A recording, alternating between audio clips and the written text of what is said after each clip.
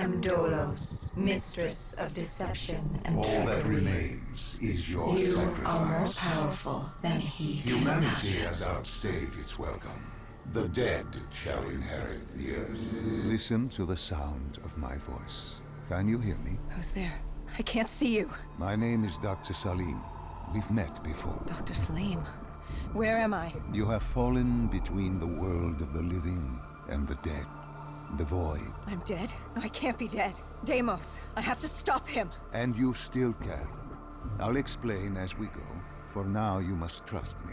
Think back to Coalescence. The start of your journey. The beginning. The beginning.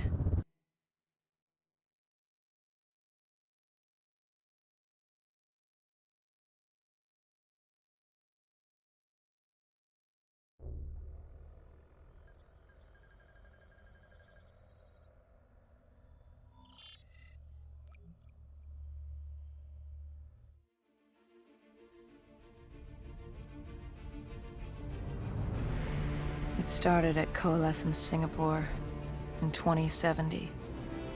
10 years after the disaster. After Virus 6115 began its spread. After the dead began to walk the Earth.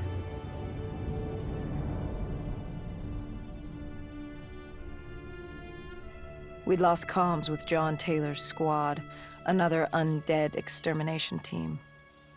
Dead killers, we were called. With our cybernetic augmentations, we were impossible to infect.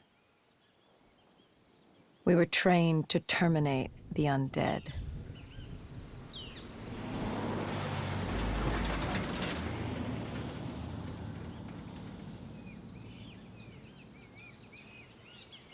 Hendricks was on edge.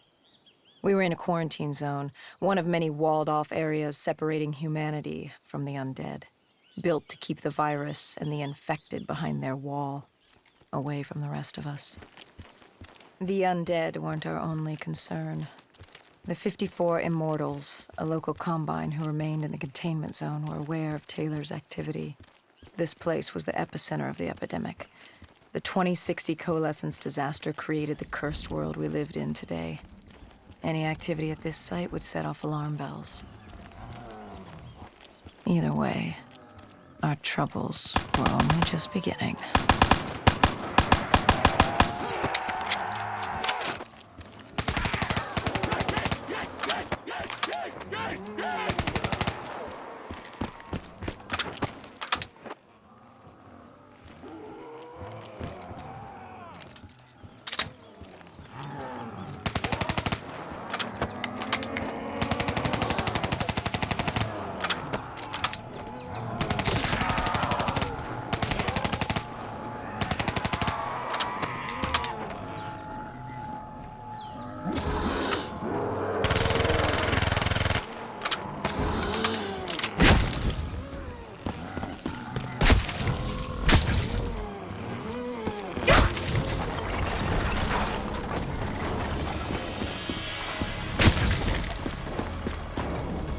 We should have known that the ASP wasn't brain dead. If we were going to bring it down, we'd need to disable its shield and find a rocket launcher. Hendricks had a bad feeling about this. He wasn't the only one. I knew we shouldn't be there.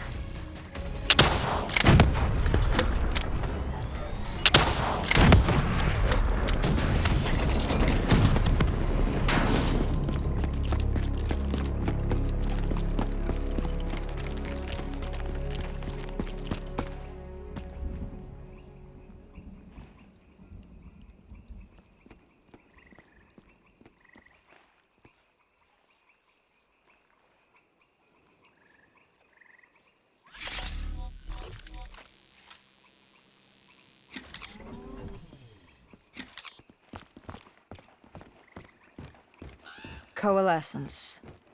Enhance yourself for a better tomorrow. They'd been the forefront of technology, always wanting to improve the individual, the future of you. What happened?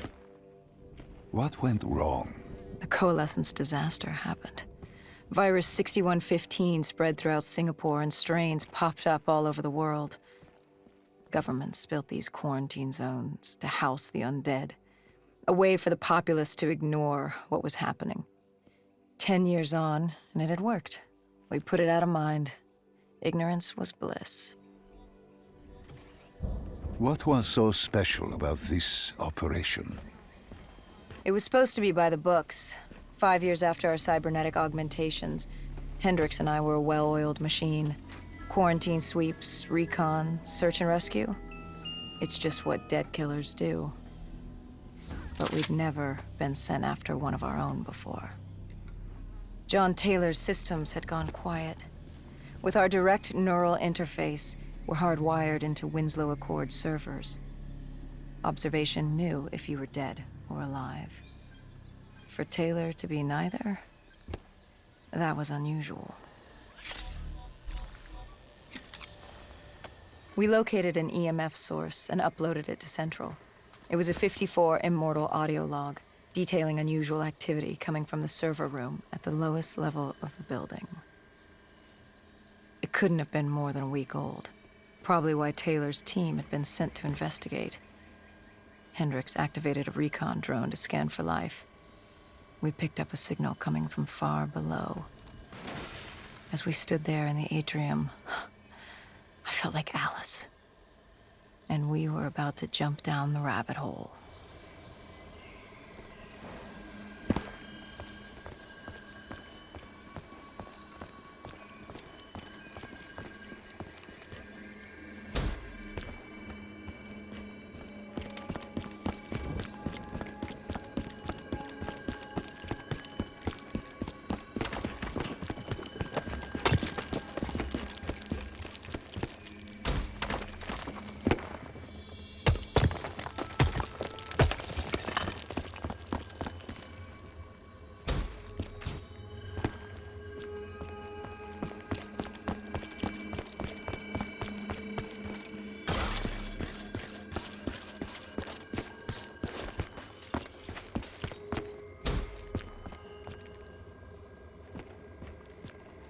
Our drone picked up activity ahead.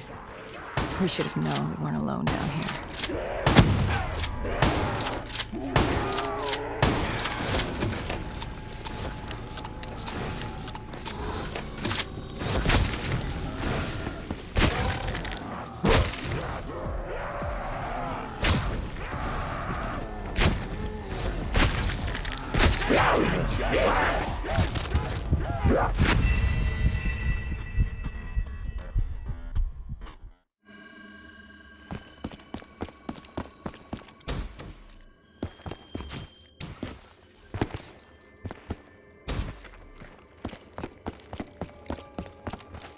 Our drone picked up activity ahead. We should have known we weren't alone down here.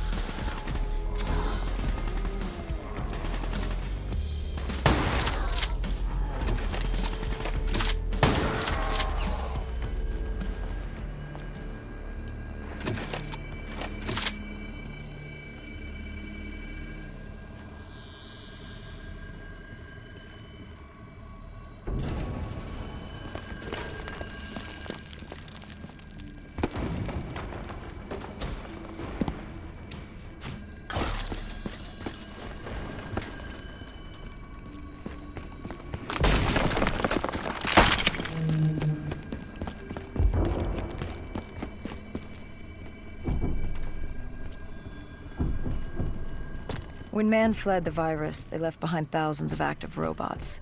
Machinery abandoned with one directive: kill the dead. Years later, they're still killing. But with decrepit programming, somehow humans had been added to their kill list, indistinguishable from our brainless counterparts.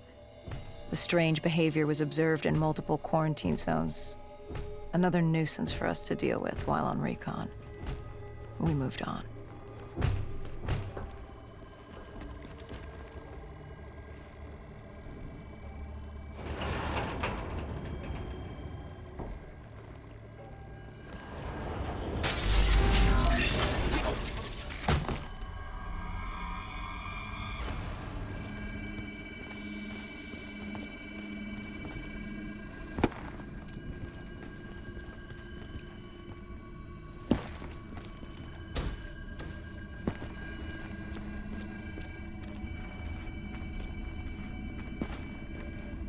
We reached the silo's floor, but the signal came from lower still, below Coalescence.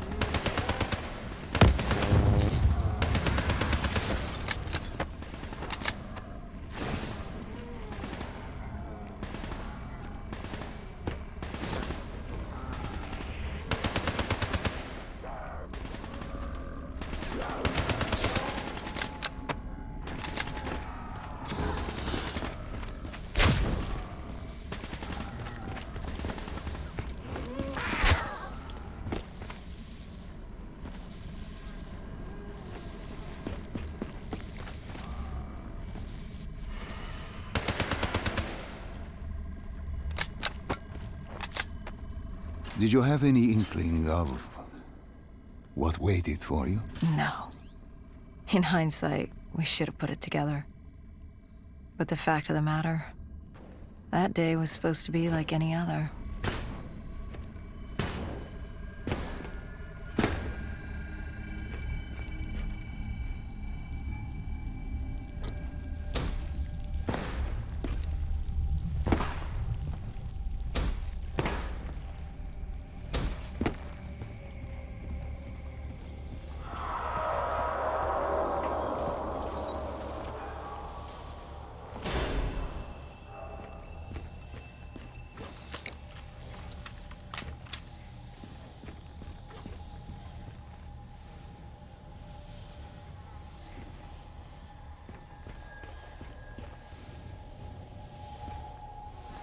What did you find below Coalescence? A CIA black project. Project Corvus. Unknown to the world, and unknown to most people in the know. As off the record as it got. A redacted footnote in Langley's history book. Part of me wishes we just turned back. Why? Well, it would have been easier. For me. For Hendricks. For the world. Is it such a bad thing? To want to be blissfully ignorant in the face of daunting adversity? We didn't have a choice. Those who find fate thrust upon them rarely do.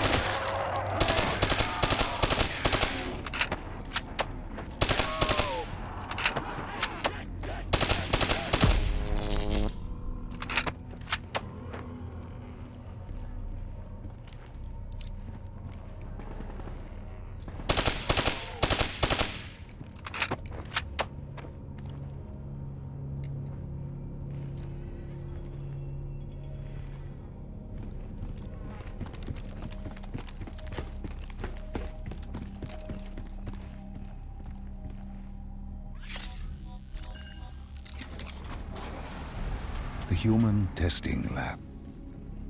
What awaited you there? We found the truth. The cause of the disaster. You are certain of this? We didn't have the full picture. Not yet. But this was the source. We knew Coalescence was where the virus originated, but residue of 6115 in the air left no doubt. This was where it all began. When the disaster happened, hundreds of thousands died instantly. And they were the lucky ones. Because when the rest of Singapore inhaled 6115, they changed. From the living into the living dead. These test subjects, they were linked together, connected with a direct neural interface. Their minds hardwired into the central server. Hendricks didn't like what he saw. You knew something was wrong. The same tech in our own heads made us what we were. It was down here in this room. We didn't know what happened, but the data didn't lie. Man did what man always does, playing God and fucking everything up. We, the CIA, man, we created these things. We changed the world. How do you mean, change the world? The Winslow Accord and the Common Defense Pact. We'd been engaged in a Cold War for nearly a decade. 6115 changed that. When the dead walked among us, we set aside our differences. For all of your conflicts, you and your enemy had two things in common. You're both human, and you both want to stay that way. Was this the source of the signal? No, but it looked like Taylor had come through. Our answers were still further down.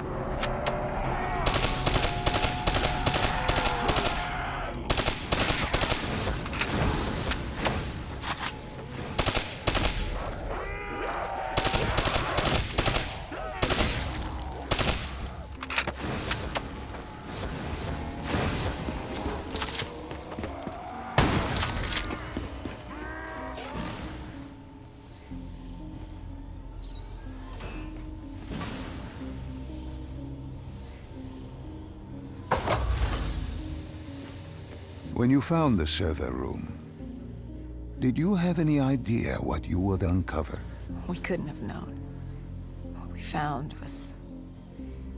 We found Sebastian Diaz. One of Taylor's. Another dead killer. Our friend. He'd linked himself to the CIA server, connected directly with the Winslow Accord systems. He was deactivating defenses for the undead quarantine zones all over the world. The massive walls containing the spread, keeping us from the undead. Deactivating the defenses would let the flesh-eating hordes loose upon the living. It would end humanity. We had to stop him. The only way to stop him now was by destroying the server.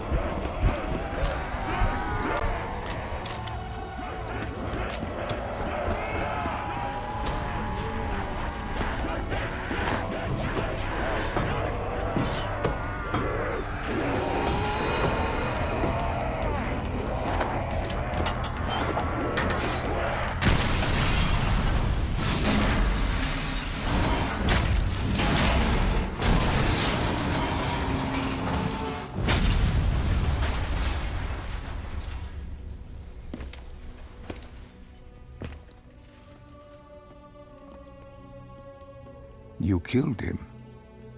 Your friend. He left us no choice. Hendricks wasn't happy and let Diaz know that. He'd unleashed the dead upon the world. Hendricks knew what he had to do. You needed to find out what he knew. What he knew about Taylor. Interfacing with Diaz and accessing his memories was the only way to find him. Knowing what you know about DNI, interfacing would surely kill him. That didn't matter. We had to know. Had I known what it would do to Hendricks. From the interface, Hendricks learned Taylor was trying to get out of Singapore. There wouldn't be much time before we'd be too late. Tell me about the name. The name Hendricks learned. The name. Deimos. The demigod of dread and terror. Hendricks, myself, we had no idea what it meant, but Taylor's team was obsessed with it. But more importantly, we learned our arrival on site wasn't a secret. We had company. Go Julan, leader of the 54 Immortals. The Winslow Accord had no quarrel with them. To their credit, they had no idea we were down there. Had they known... well, I'm not sure things would have gone any differently. The Immortals had worried for years about another outbreak. This was the final straw, and contamination was a risk they weren't willing to take. They blew the supports and let the ocean flood the building. We needed to haul ass and get the hell out of there.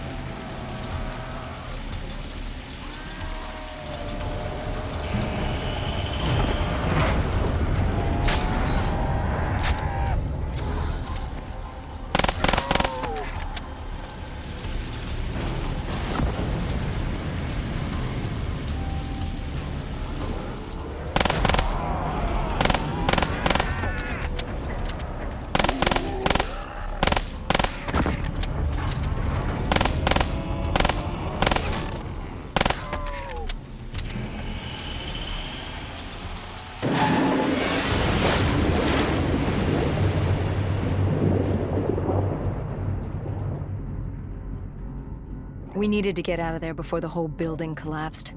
Hendricks had an idea. Flood the lab and let the water pressure jettison us out. Our lungs could take it. He just needed time to open the door.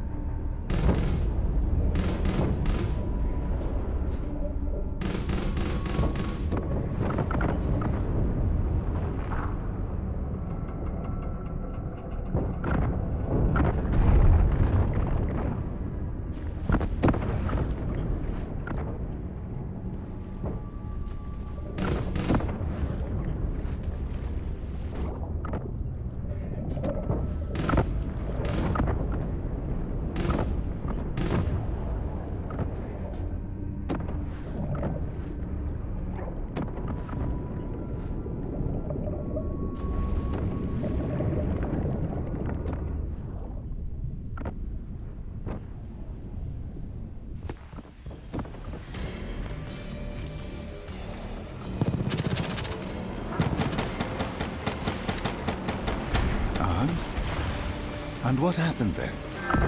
We got through it. We survived. Taylor's team was making their way out of Singapore. But we weren't giving up that easy.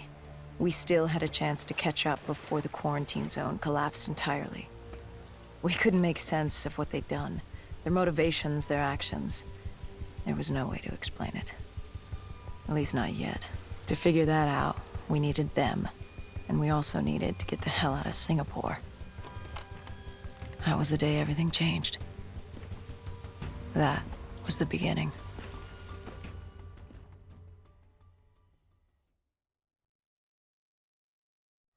All right, Salim. I told you how this began. Now tell me why. How do I stop Deimos if I'm dead? Your body is dead, but your mind remains alive. I'm connected through your direct neural interface in your subconscious. To save humanity, you must open the portal. With your body gone, the only way to do this is to train your mind. Train my mind? Relive the events preceding your last. Only then can you alter them, change them. This... Now this is insane. Let me show you. Think back to when you first met Taylor.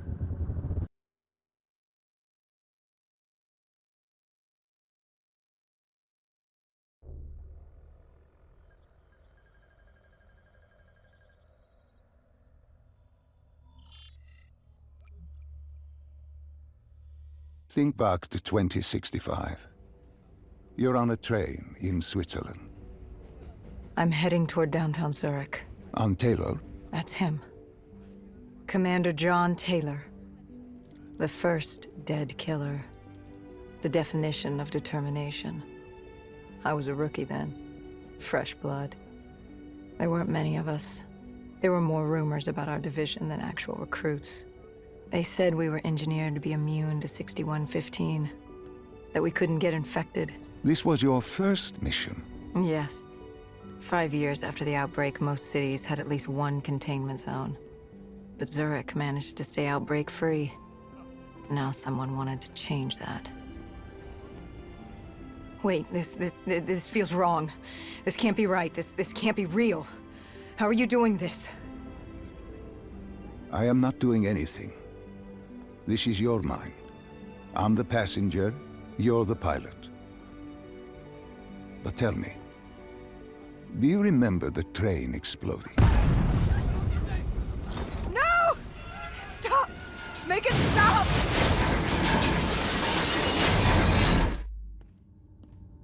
Dr. Salim, what's happening?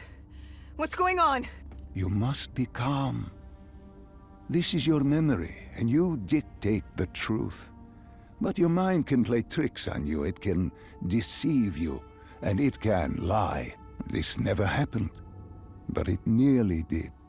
You and Taylor stopped it. How can I see something that never happened?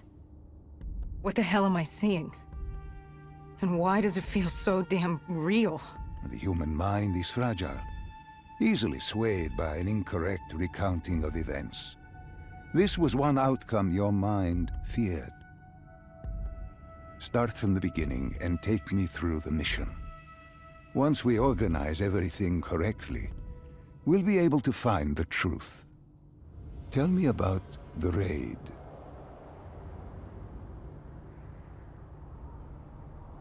The raid. There was a Catardus terrorist collective. They were planning something big, but they knew we were coming. Stop.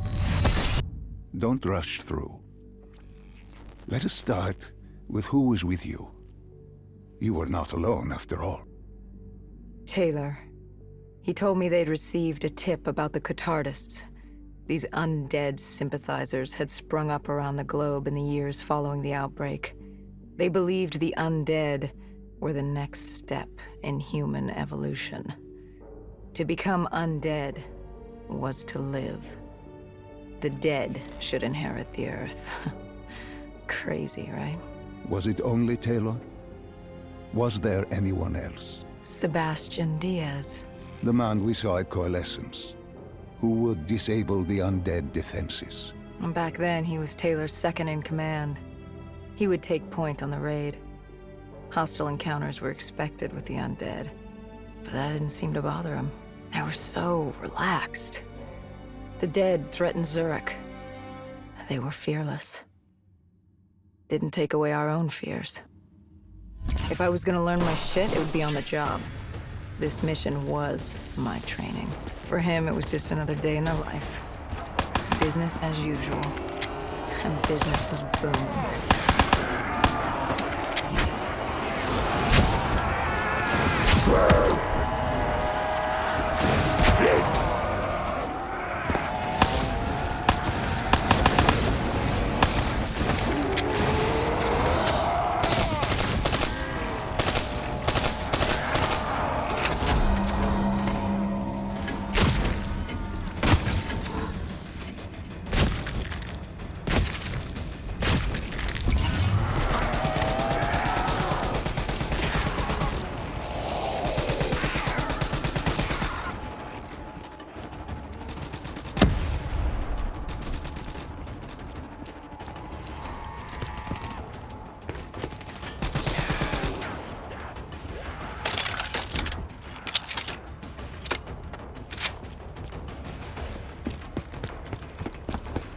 What are these drops I keep seeing?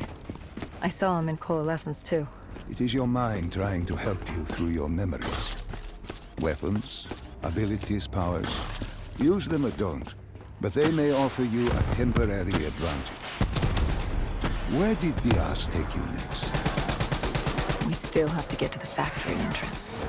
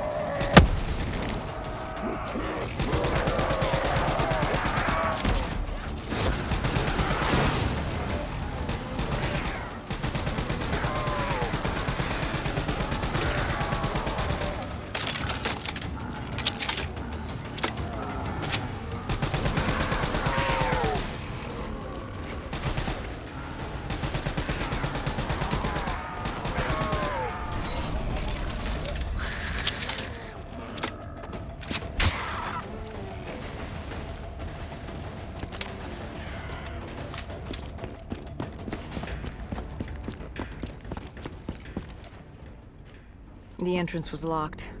We had to destroy a generator to get it open. That was around the corner, with more dead standing in our way. I had an arsenal in front of me, but Diaz made it clear. He told me to run point on the ground. He was curious to see me think on my feet. In a way, he was acting as your training. Diaz wanted me to earn the name Dead Killer. And there's really only one way you can do that. I had support that day, but when you're out there in the real world, you're on your own. No backup, no reinforcements. Just you and the undead. I'd show him I was worthy of the name.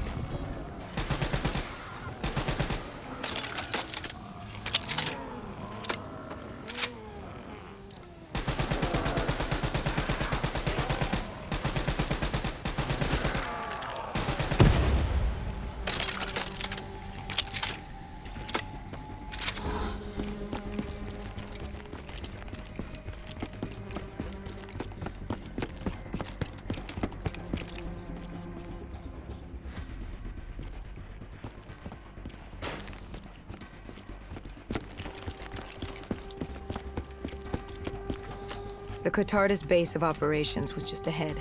Once we were inside, we'd be able to figure out what they were planning.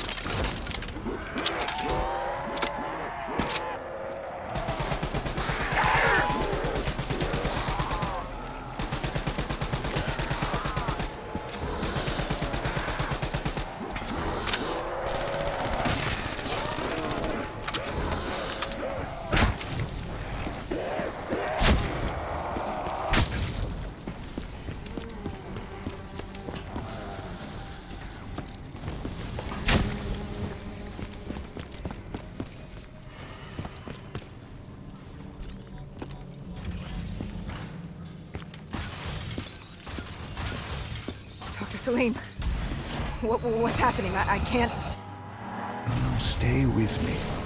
Come back to my voice. I can't. I don't understand. Tell me what happened. I don't know. I saw robots and they were ripping me apart. What's happening to me? What was I seeing? It is a lapse. Your mind is wandering into the unknown. Your subconscious finding fears, dreams, doubts. Stay with me. Stay with my voice. You're still in the factory.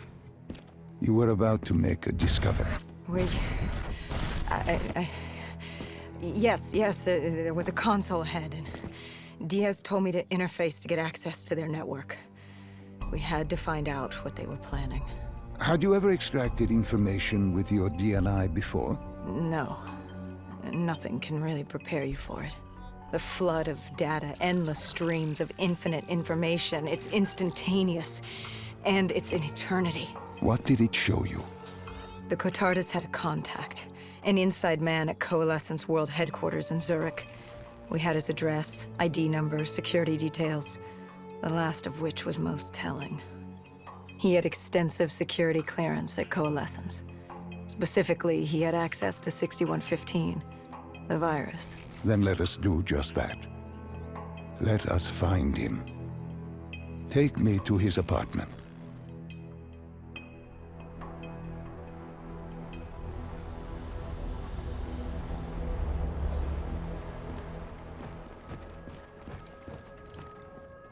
We were ready to breach, but it didn't go as planned. He was ready. I had to get after him. Our mark was going to release 6115 into the surrounding area. Remember, walk before you run. You weren't alone. Who else was there? Taylor? Taylor. Yes, he discovered our mark had just unleashed the virus into Old Town, turning civilians into the living dead. But Taylor didn't lead that day. No, he had Overwatch. He was our eyes in the sky. Sarah Hall, however... Sarah Hall, the team's intelligence expert, was with me. She had point. She found our mark. Apparently his supply of 6115 was 10 times what we initially believed. Enough to turn all of Zurich into a city of the dead. Hall had been with Taylor as long as Diaz. He practically raised her, trained her. He made her. With Taylor in the sky, Hall was our feet on the ground. She didn't have as much patience for fresh blood as Diaz. She was direct and focused. And right now, she was about to give me a lesson in target acquirement.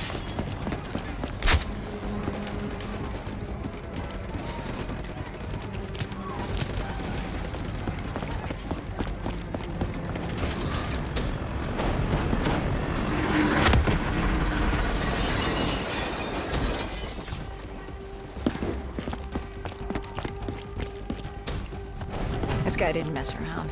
He had DNI just like us. He was hijacking any robotics he could, sending them after us.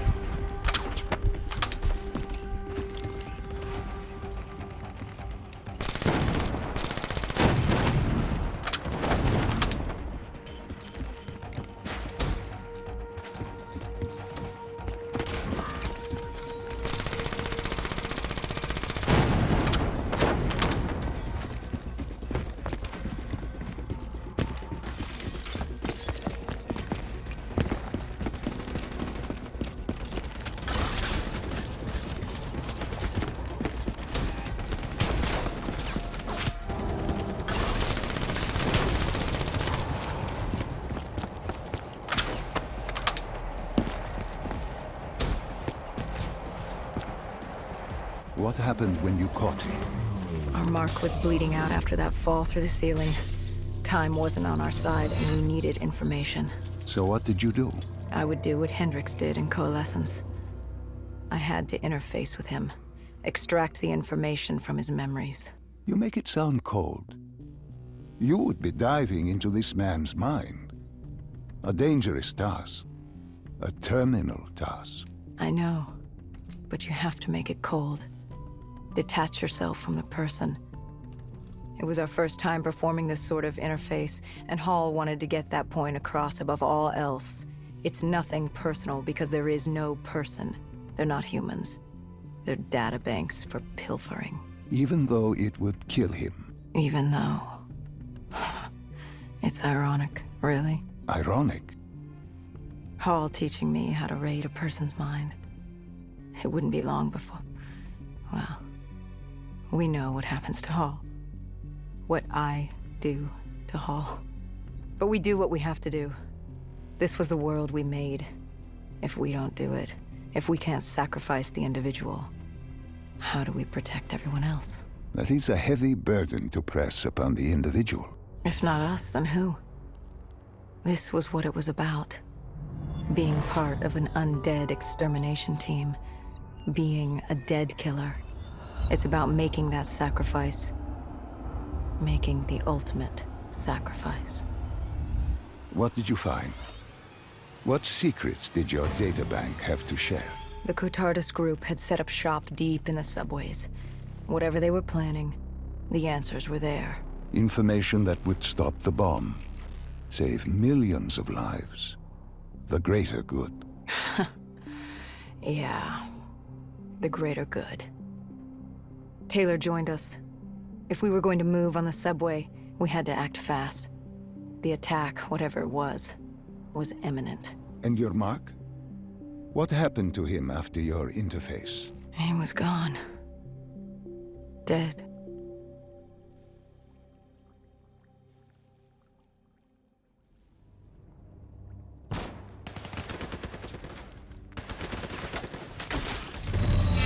The tunnels.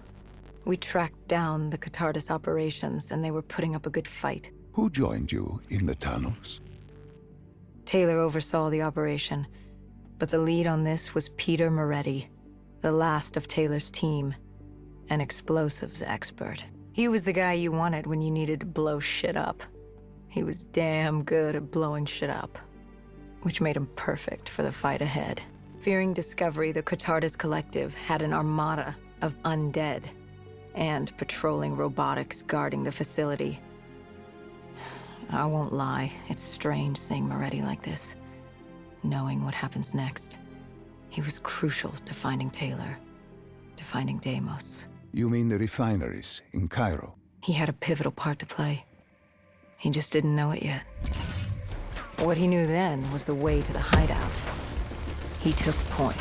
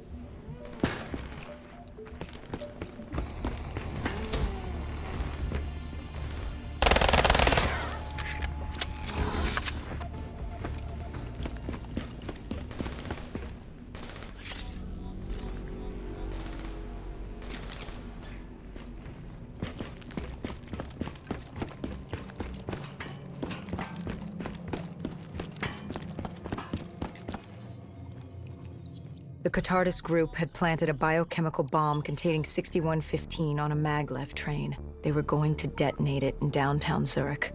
Their plan was to turn the whole city as we feared. Taylor said there wasn't much time, but I'd done good. For all the on-the-job training I'd been through, I'd done all right for myself.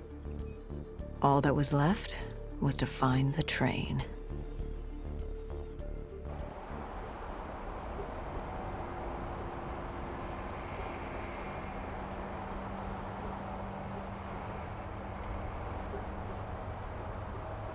Good. You didn't even need my push to the final memory. You connected events and arrived at the truth. Now what happens? Now we set things right. Through your mind, you realign the events as they occurred. And by doing this, if I work with you and remember the events leading up to Zurich, We will be able to open the gateway. But let's not get ahead of ourselves. Let us finish here first.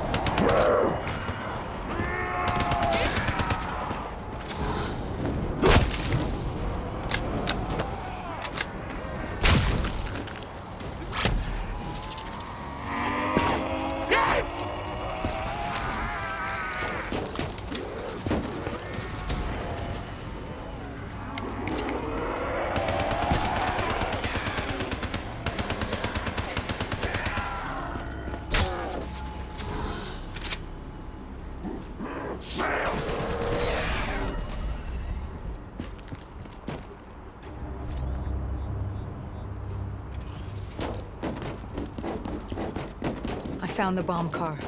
The whole thing was wired up, primed to blow. There wasn't time. I couldn't disarm it. So what did you do? Remember how we can't get infected? Some of the rumors about us were true. That's why I was there. Why we make the sacrifice. I used my cybernetic abilities to reverse the polarity of the train car and detach it. The car unleashed the gas, but safely outside the city. And you lived? I didn't know I'd make it at the time, but I turned out all right. It wasn't the last time I cheated death.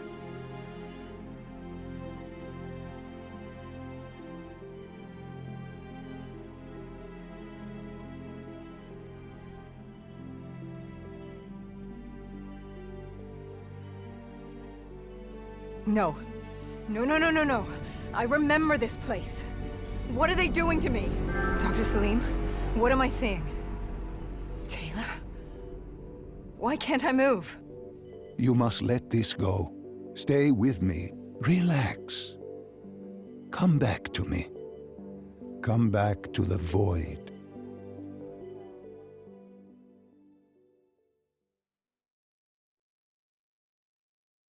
Can you hear me? Are you there? I'm here. I'm back. I'm ready to continue. Good. Now that you've begun conditioning, let's return to 2070. After Coalescence collapsed. You were trapped in Singapore. With quarantine zones unlocked all over the world, we couldn't raise WA command. If we were going to escape, we had to improvise. We turned to the 54 Immortals. They were dangerous and unpredictable, but they were no enemy of ours. Hendricks trusted them? What choice did we have? If we wanted out of Singapore, we had to go through the biodomes. We had to go through the Immortals.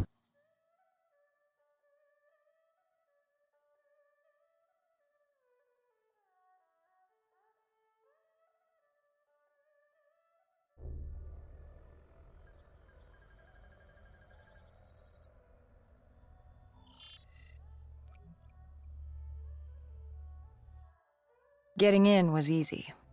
Getting out would be another matter entirely. At the time, the biodomes were the safest place to be. With the outbreak of 2060, the Immortals seized the marina and dug in. The biodomes were impenetrable. Dead-proof. Hendricks had a contact, Danny Lee. He was slimy as they come, but he could get us transport. Not only that, Taylor had beaten us out of the biodomes. And Danny claimed to know where he was heading. They had this information. Danny was convinced Gojulan had info on her central server. They were doing us a solid, really. But that didn't come cheap. They wanted food, water, weapons, reinforcements from the Winslow Accord. We agreed to their terms, with no idea if we could honor it. The Immortals were a people of their word, and quite efficient in punishing those who did not act the same. Danny was in a bad mood. The Immortals weren't exactly happy to see us. They knew our part in what had happened in Coalescence. Danny went so far as to accuse us of opening the containment zones ourselves. Hendricks persuaded him otherwise. But that didn't change how I felt. We were there. We had our chance to stop Diaz in the server room. You cannot blame yourself for what is out of your control. There were powers in play far greater than your own. Powers with far more control. You were a pawn in his game. You mean Deimos? Well, as it turns out, we weren't his only pawns in the room. How do you mean? You can get us a ride out? Sure, I'll give you that. But claiming to know where Taylor was?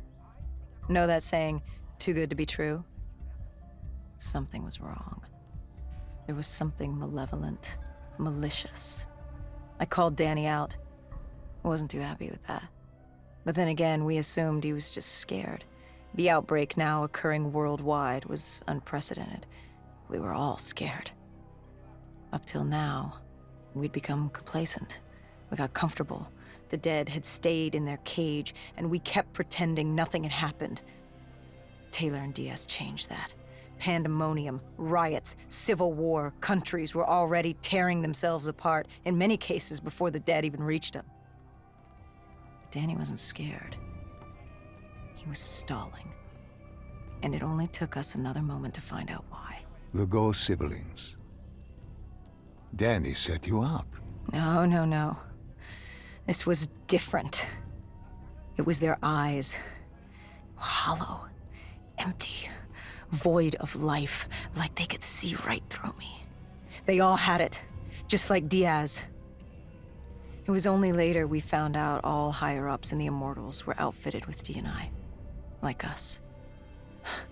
If only we'd known the part our own technology would play. The thing about dead killers, though, there's always a plan B.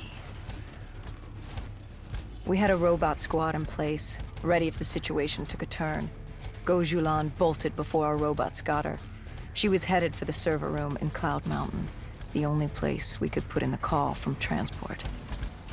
It became quickly apparent that uninvited guests had joined the party in the biodomes. The dead were flooding into this safe haven. It was about to become hell on Earth. We had to move. We had to get to Cloud Mountain.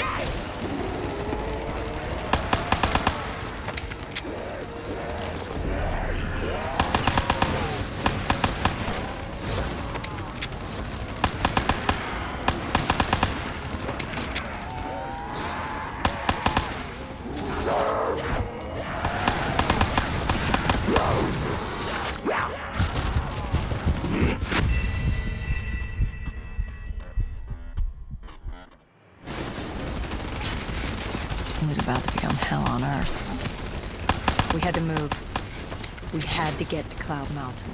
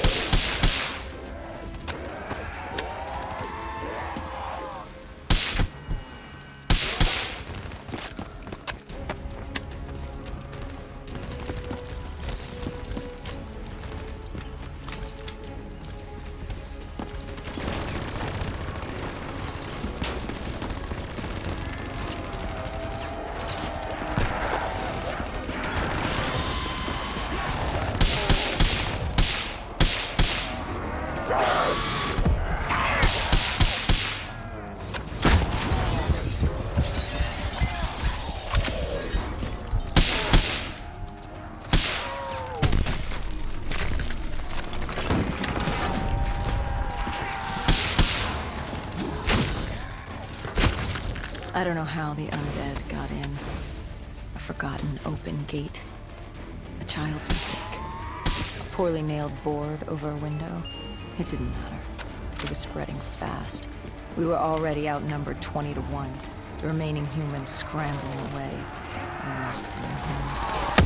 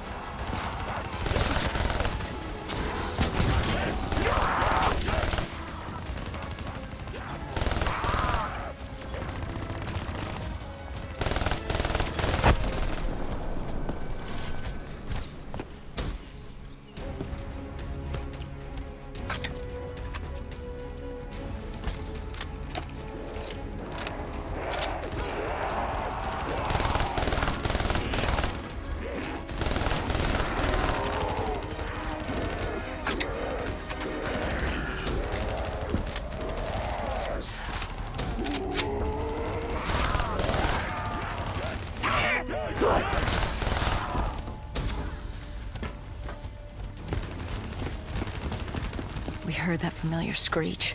Parasites, mutated creatures born out of 6115, were flying towards us.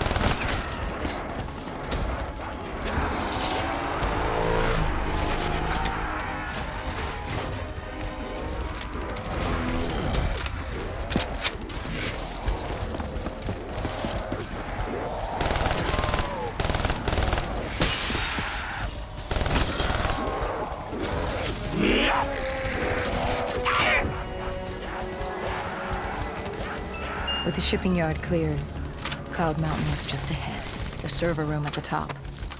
We had a long climb ahead of us.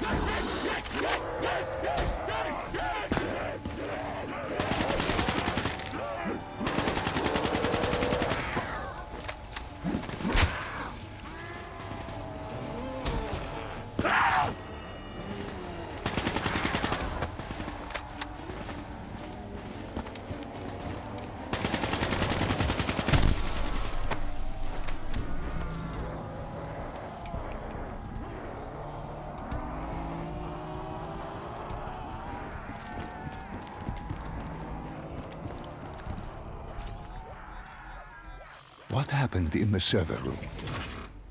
By the time we got there, Gojulan encrypted her hardware, locking us out of the central server. Hendricks stepped in, but we were a few seconds too late. Damage was done. Why did she lock you out? It didn't make any sense. Sure, we weren't on the best of terms, but this wasn't her. Something else made her do it. Something was controlling her. The encryption used a biometric hand scan. Hendricks tried to unlock it. But the Go siblings were smart. They'd set up an access system requiring both of their hands for authorization. And her brother was shredded with bullets back in the bar. We could hear the horde coming, and we only had one sibling. But she did have two hands. You chose to cut off her hand. Why? I hoped the biometrics were interchangeable, allowing the siblings to use either reader. If we were calling transport and getting out alive, it had to work. Lucky for us, it did. Hendricks interfaced with the system. He was able to raise WA command. We needed a ride out ASAP. They had a VTOL a few minutes out. Rendezvous was set for the top of the dome. But Hendricks wanted to know what Gojulan had on Taylor. Anything, even the smallest detail, would be helpful in picking up his trail. That would take some time. And time was something we didn't have. Hendricks searched the archives. I dealt with the incoming horde.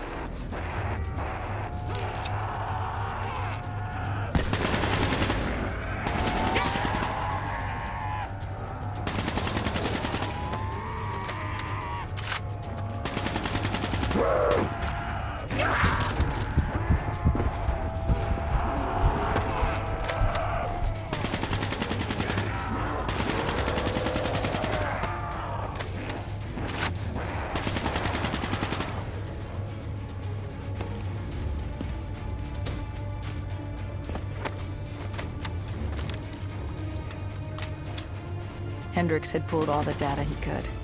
I hoped it was enough. Our pickup was in position. It's time to get the hell out of here.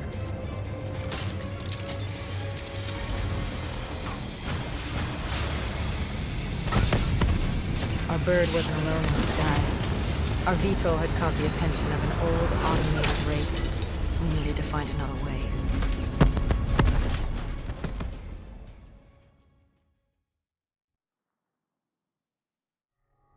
This wraith tailing you. It was like the malfunctioning robots you found in different quarantine zones.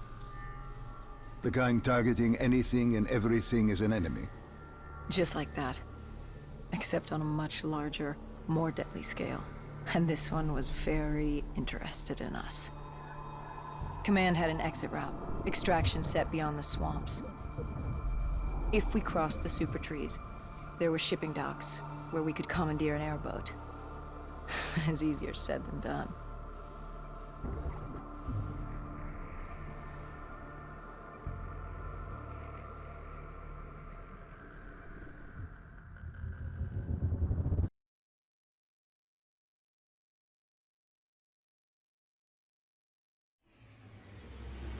Between the flesh eaters and that wraith eyeing us, the super trees would be no walk in the park. We had to haul ass and stay out of sight. But they weren't our only concern. Winslow Accord picked up chatter ahead. Apparently, we weren't the only humans using the docks to escape.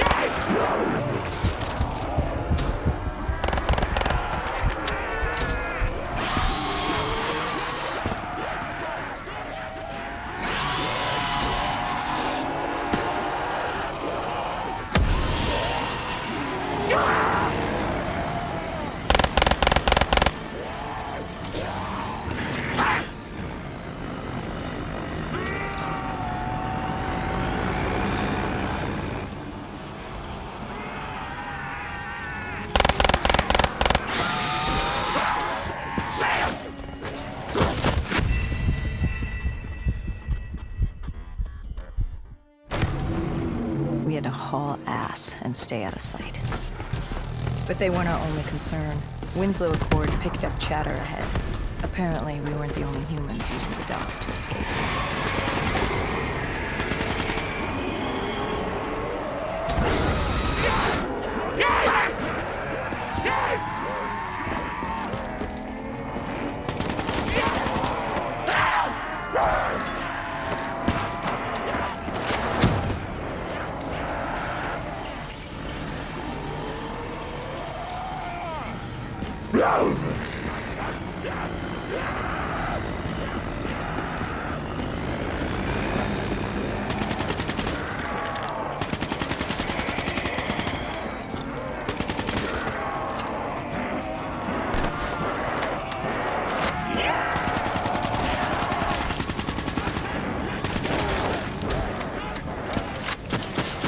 The super tree was collapsing. The only safe route to the docks was up. Chatter confirmed that 54 immortals were scrambling to get out of the biodomes through the swamps.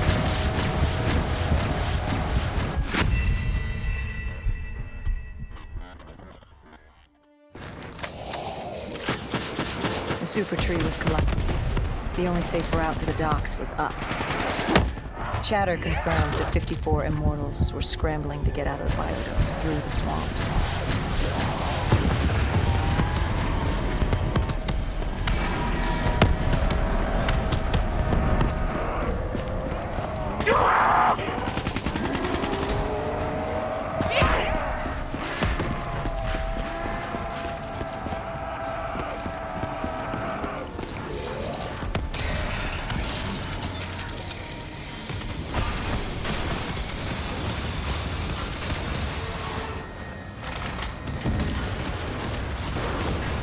From the sound of it, they wanted us dead as much as the flesh eaters did.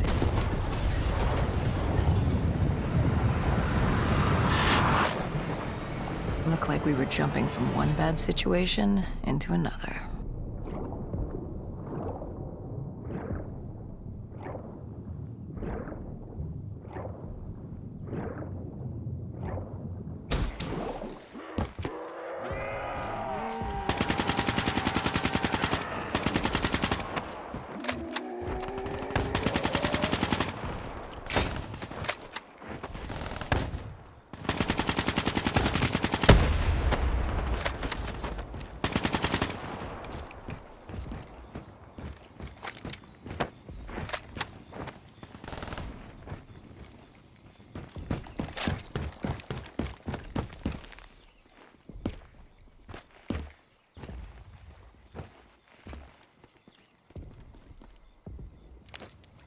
Hendricks commandeered an airboat and set the autopilot. We had undead on our ass, and more 54I ahead. And that rogue wraith wasn't done with us yet.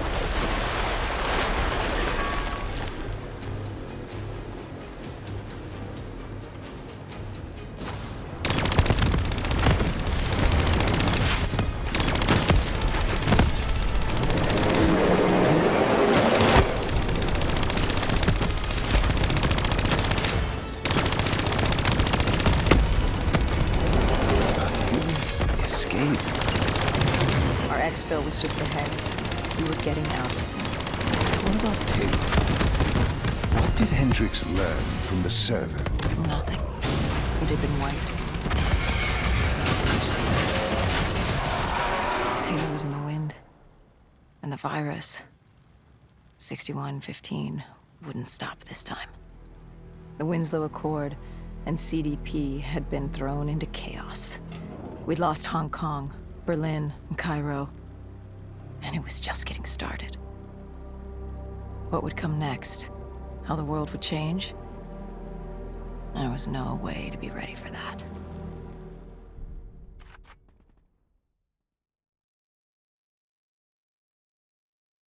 "5 years.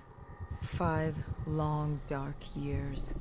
Opening the quarantine zones did exactly as we feared, and by 2075, what was a contained situation gave way to anarchy.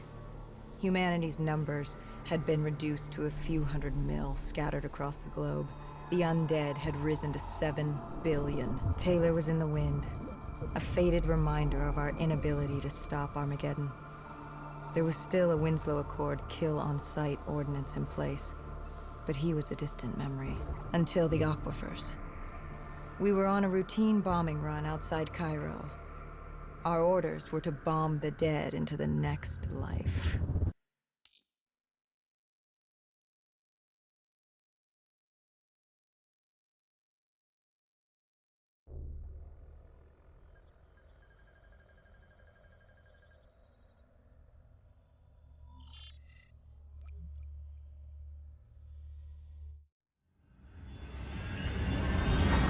Our target was a Catardus colony. They'd taken over a refinery. It was a well-armed facility protecting them from the dead they worshipped. Top priority was to cut off their comms and leave them in the dark. But first, we had to clear out their defenses.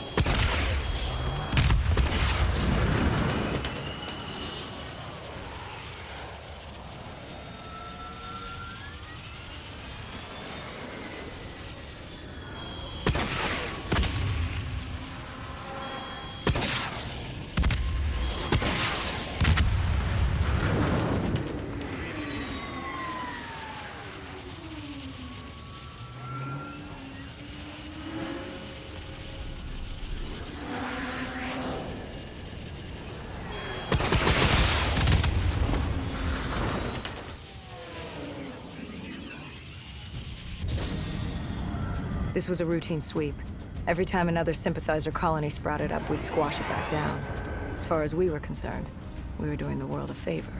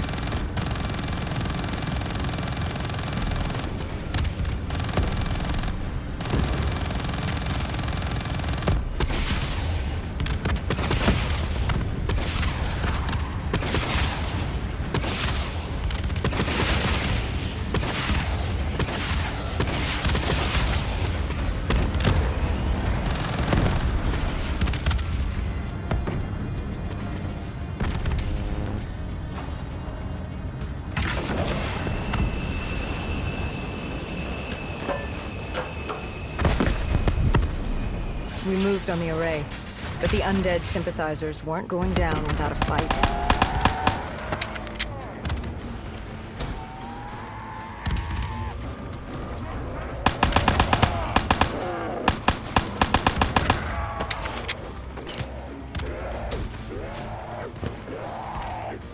Our support detail needed a few moments to disable the array. Lucky for me, I had more hostiles to keep me occupied.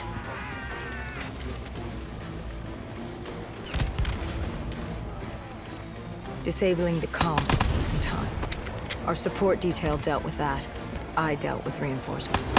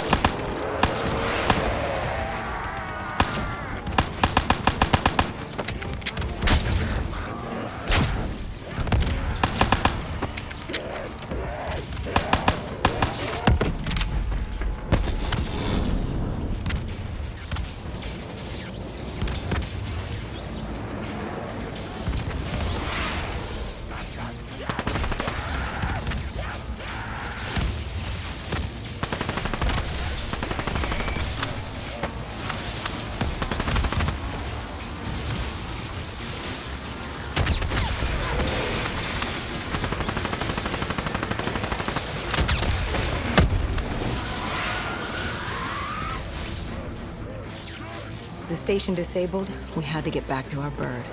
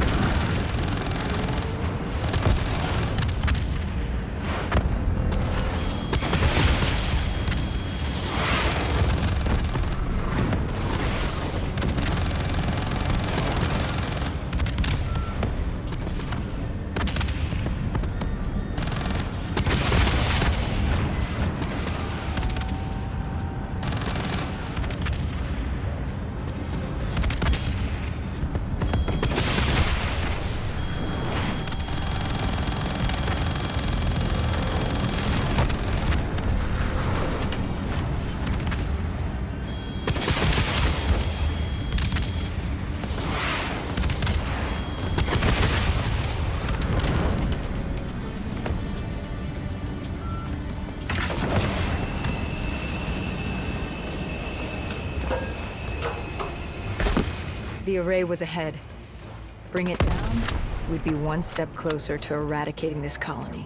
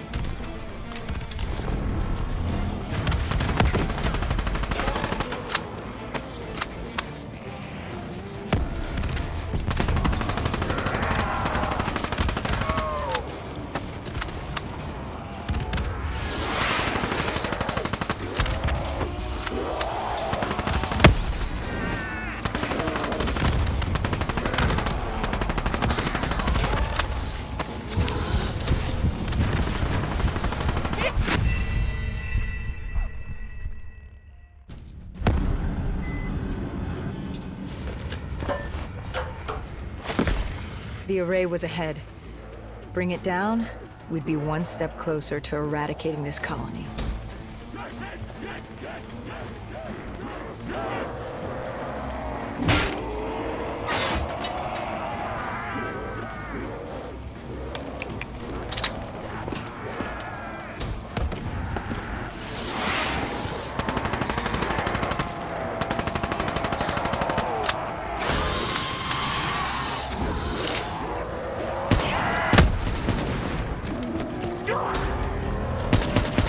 Disabling the comms would take some time. Our support detail dealt with that. I dealt with reinforcements.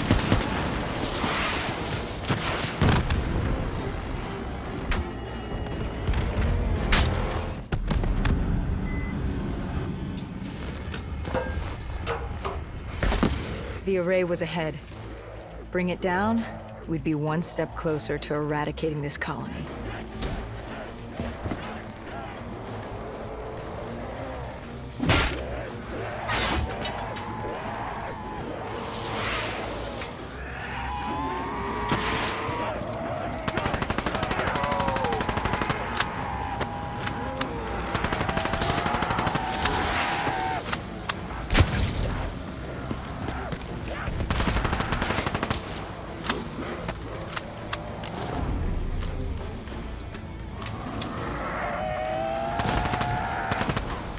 Disabling the comms would take some time. Our support detail dealt with that. I dealt with reinforcements.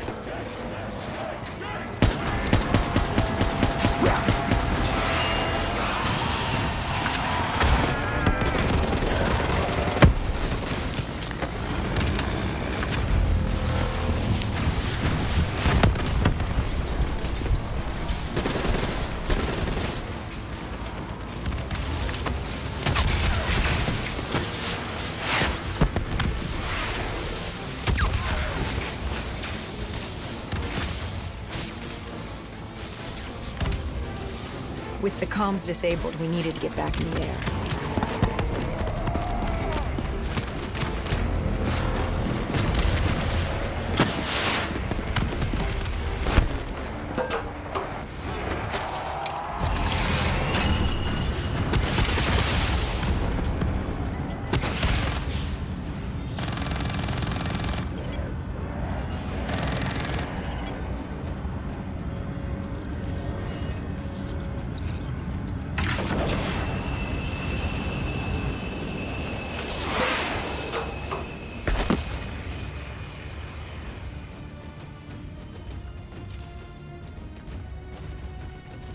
With their comms jammed, the next step was to breach the control room to take back the facility. There was access ahead. I just needed to get through the flooded room in front of me. Our support detail insisted on coming with. When you were swimming, something went wrong. Our DNI... There was a malfunction. What did you see? I saw... I was drowning. I thought I heard... This is not your time. Get back up. Do not trust him. Everything is not what it seems. What did you hear? Nothing. I couldn't make it out. Get up. Then I woke up. Someone pulled me out of the water. Someone saved me. Saved you? A guardian angel. Someone watching over me. My support detail. She got through somehow, and pulled me out.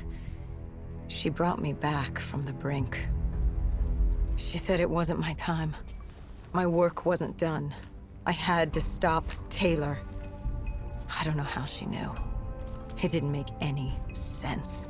Did you know her? This woman? No. I'd never worked with her before today. And yet she knew about Taylor.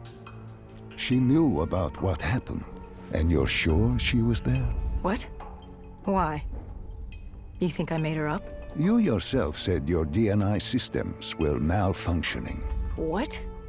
You gonna tell me I'm crazy next? I know what I saw. I did not make her up. I didn't fucking imagine her. Did she have a name? Of course she had a fucking name. The Guardian Angel. She said her name was Kane. She told me she'd help me get through this. She said we had to move. Control was beyond a server room ahead. If we were going to take the refinery from these dead sympathizers, we needed to clear it out. If we couldn't, it would be on to Plan B. Plan B? Plan bomb this shithole to hell.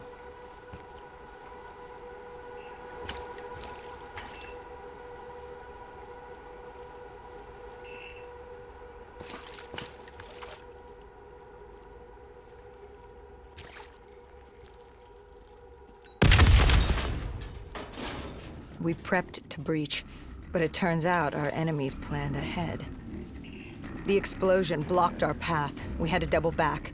It caught us off guard. But the noise also caught the undead's attention.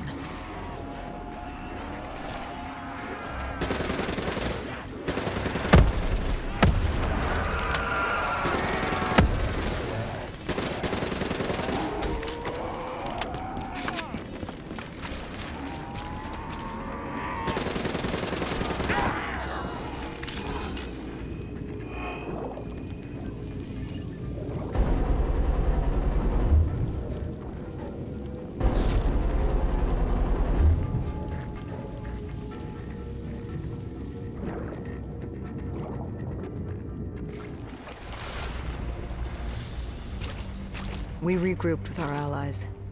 That's Egyptian Army Lieutenant Ziad Khalil, friend of ours. He was durable, seasoned. He defended his home through undead wars. He wouldn't go down without a fight. What was the plan? Khalil would move on Control from the exterior. I'd sweep the dead from the air. Our Guardian Angel accompanied me. She told me the answer to finding Taylor was on this refinery. Why she thought that. How she knew that. It was surreal.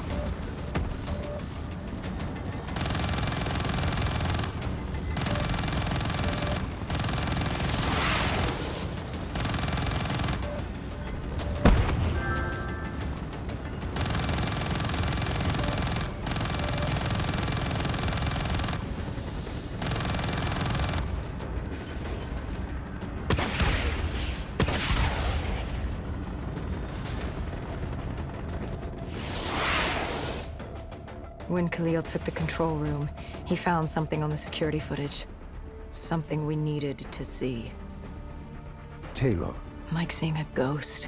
We just stumbled upon him.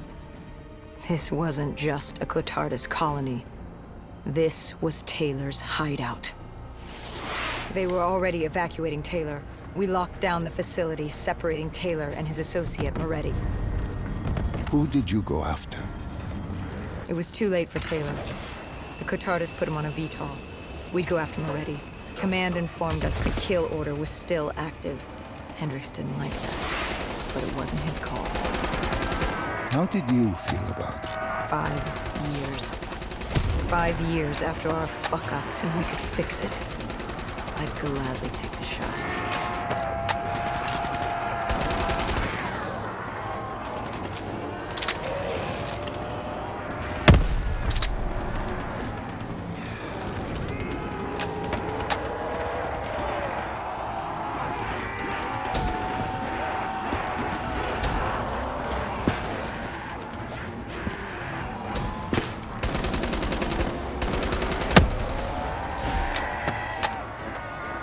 Moretti was just below us.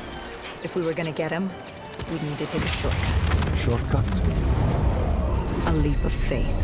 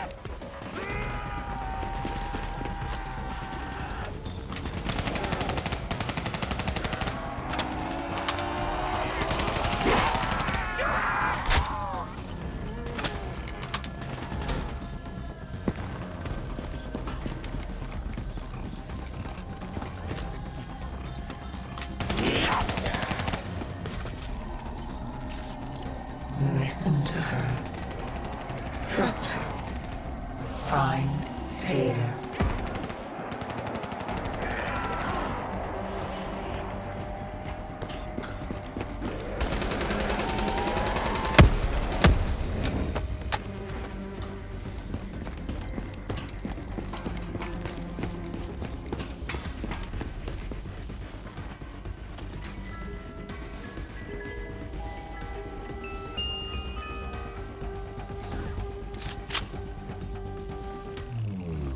How was Hendricks coping with the change of plans?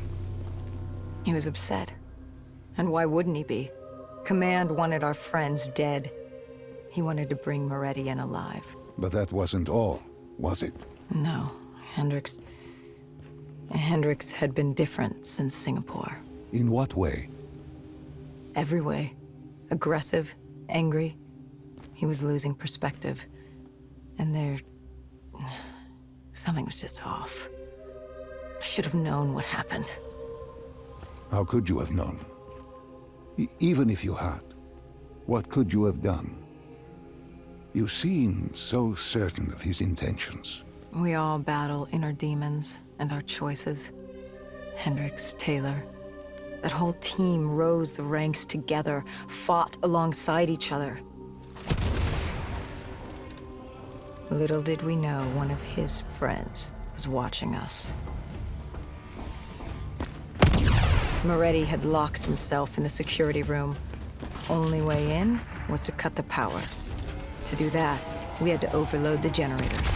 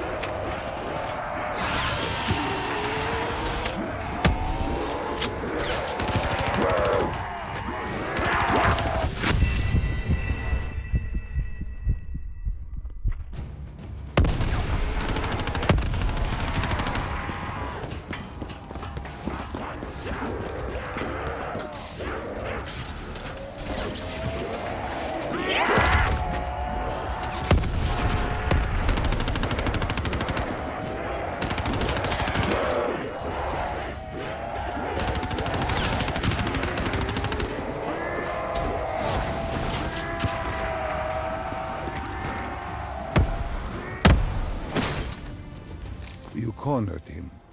What did Moretti say? He said that name. Same as Diaz. Deimos. He said if I wanted answers, I had to find Damien Bishop, a man we both knew from a past mission. Bishop could help stop Deimos. But first, I had to kill him. He kept saying, "This isn't me. This isn't me." He kept saying Deimos made him do it. So I granted his last request.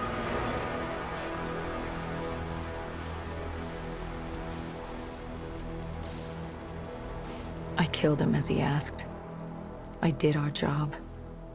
It didn't sit with Hendricks. Can you blame him for his outburst? Hendricks was pissed because Moretti was our link to finding Taylor. A link I just severed and split open on a spike. And the guilt I carried all those years that I channeled inward, Hendricks channeled outward.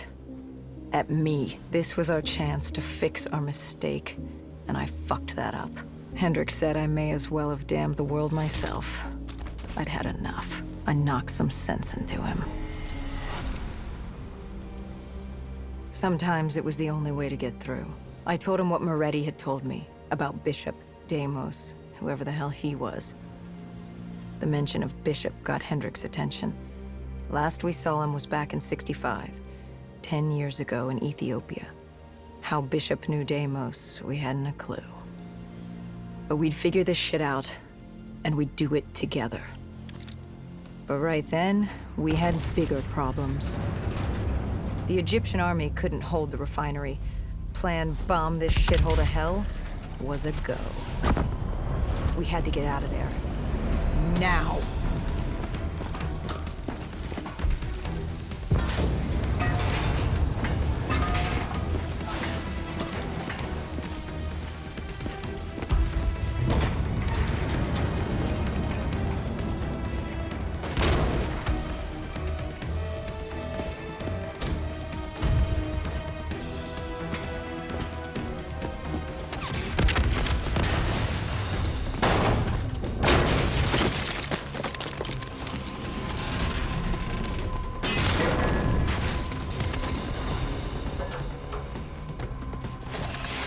We lost Taylor, but we had a lead. Moretti said Bishop could help us find Deimos, which meant he was our next stop.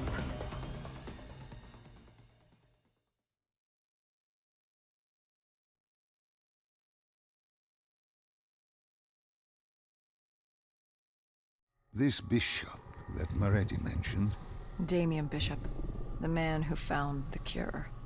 A vaccination to make 6115 victims human again. a cure. Did it work? It should have. Something was blocking it. Bishop had this theory. He believed somewhere there was an undead brain. A single creature controlling them as a collective hive. He believed that it somehow blocked the cure. We met him in 2065 when he made the breakthrough. News traveled fast. He and a few others were kidnapped in Ethiopia. It was a joint op with Taylor's team. We were to extract Bishop from a base overrun by the dead.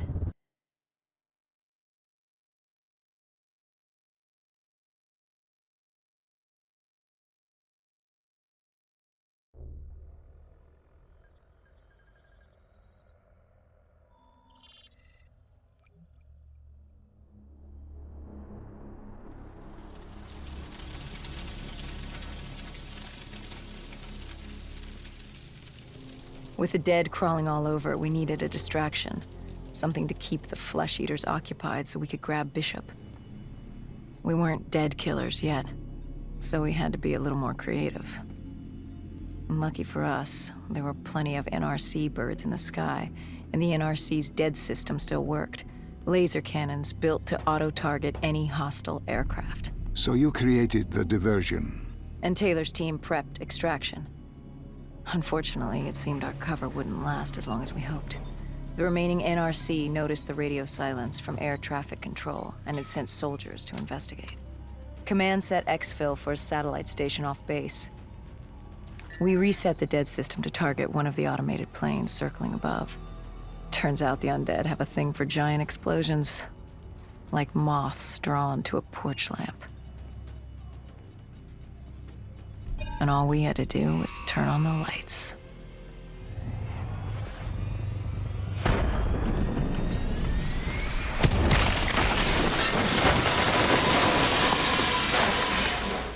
Unfortunately, we couldn't exactly control the landing.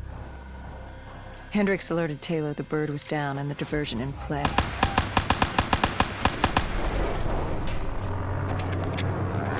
We took out the NRC and moved.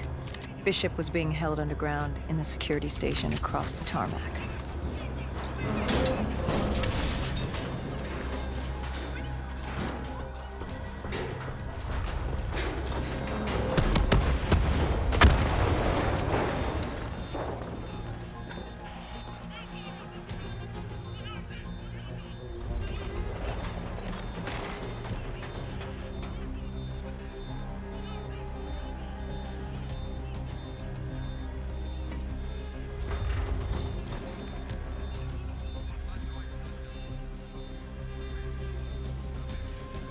Hendricks ordered weapons down. The base was crawling with NRC soldiers and undead. No need to drop. We crossed the tarmac. The tunnel ahead led to the security station.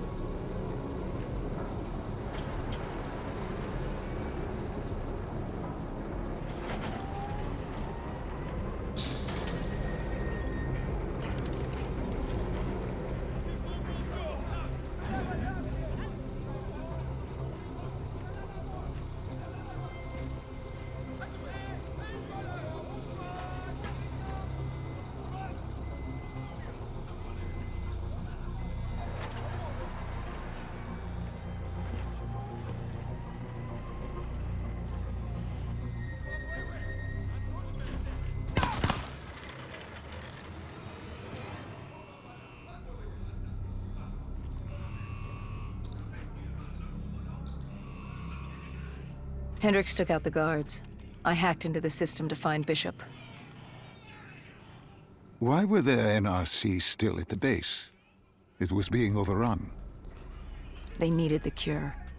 They kidnapped Bishop's whole team and would do whatever it took to get their hands on it. They'd torture these researchers till the dead broke down the door and ripped them all to shreds if it meant they could save their people. It wasn't personal. It was self-preservation. With the secret out about Bishop's discovery, he'd become the most wanted man in the world. The NRC were just the first to grab him. It was every country for itself. Why do you think we were there? The Winslow Accord wanted the same thing the NRC did. You can't rationalize anything when you're put up against the wall. Nothing about this was rational. It was instinctual, animalistic. Survival.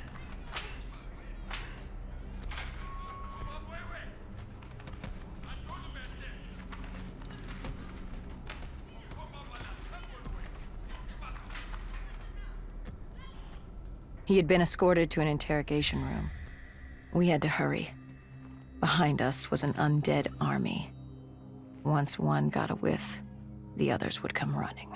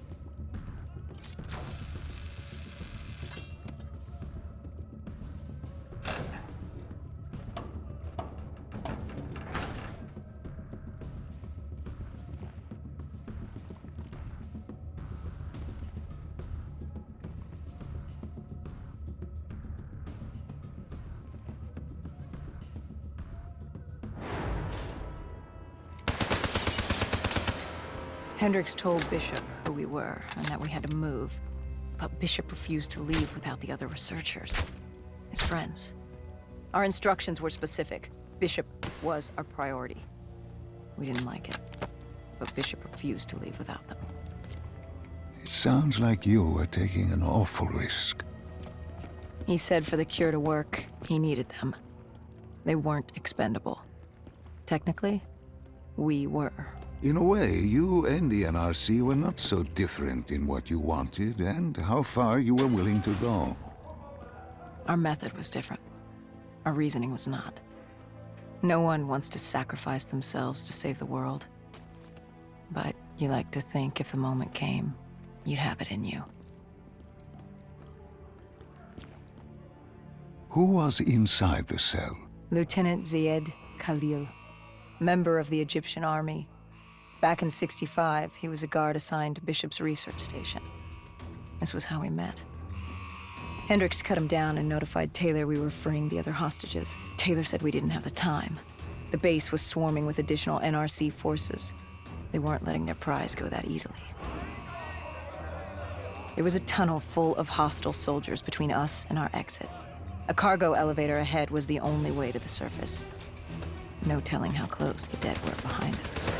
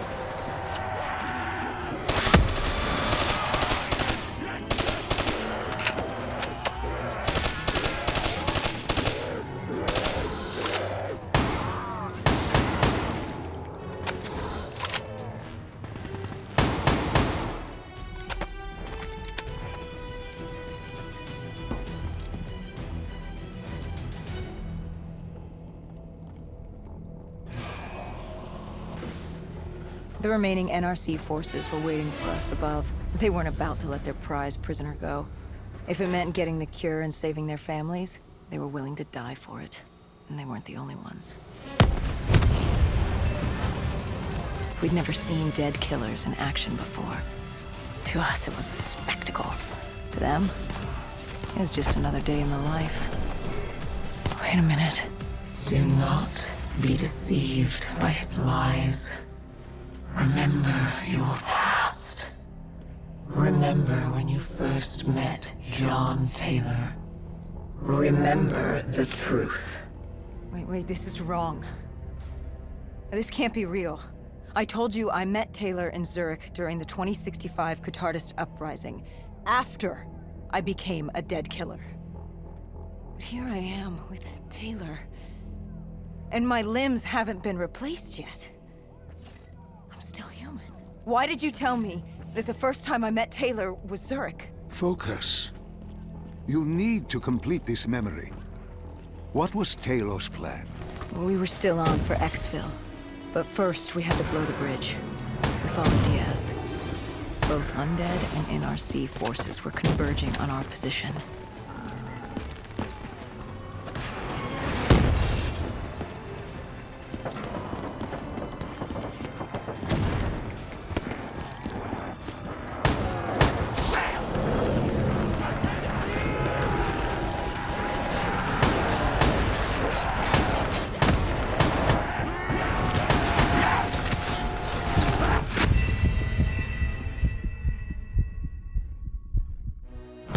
Wow.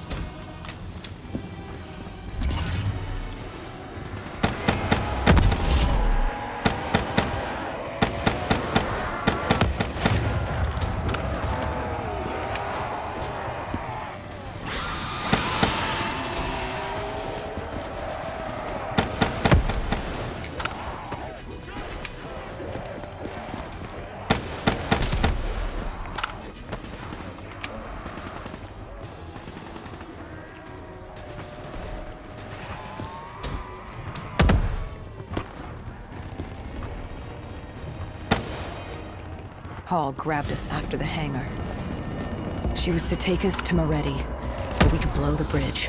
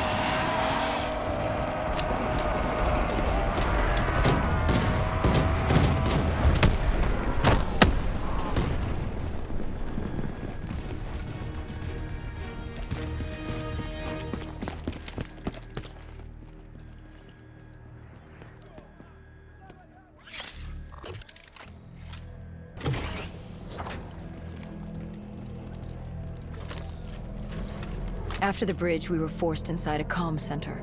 Moretti took point. The rendezvous with Taylor was an APC garage just ahead.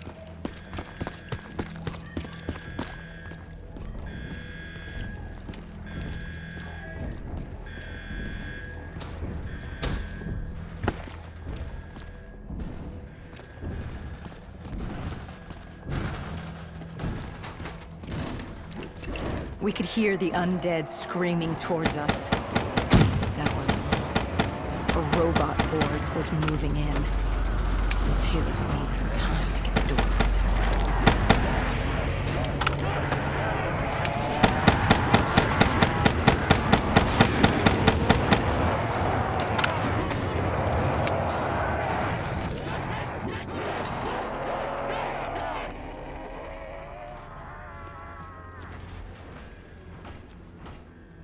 You were forced into the garage. What happened there? Hendricks wanted to go back and get the other hostages. Taylor said Bishop was priority. After all, he had the cure. The rest were just collateral. What did Taylor do? He volunteered to take his team to get the others. We were to take Khalil and Bishop to Exfil.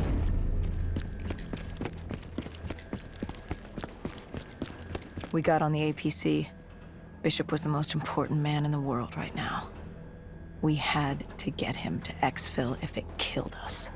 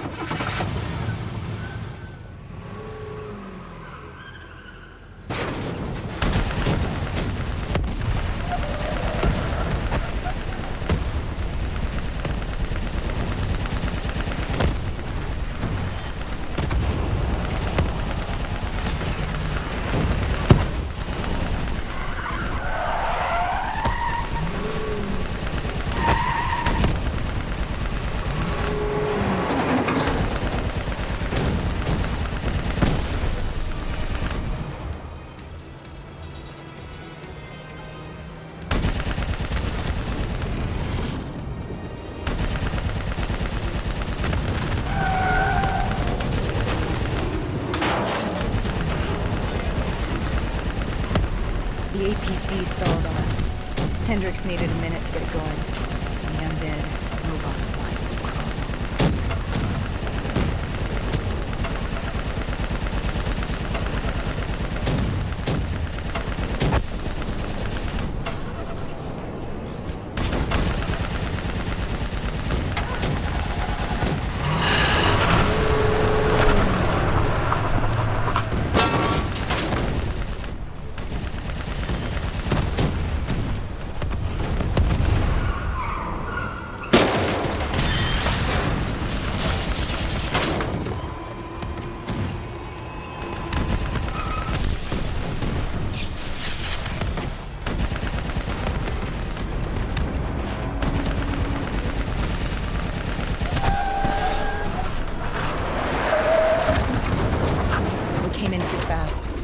The APC spun out and crashed. Hendricks moved Bishop into position. The drone evac was inbound. Once secured in the drop pod, it would return to collect. We just needed to hold back the Horde.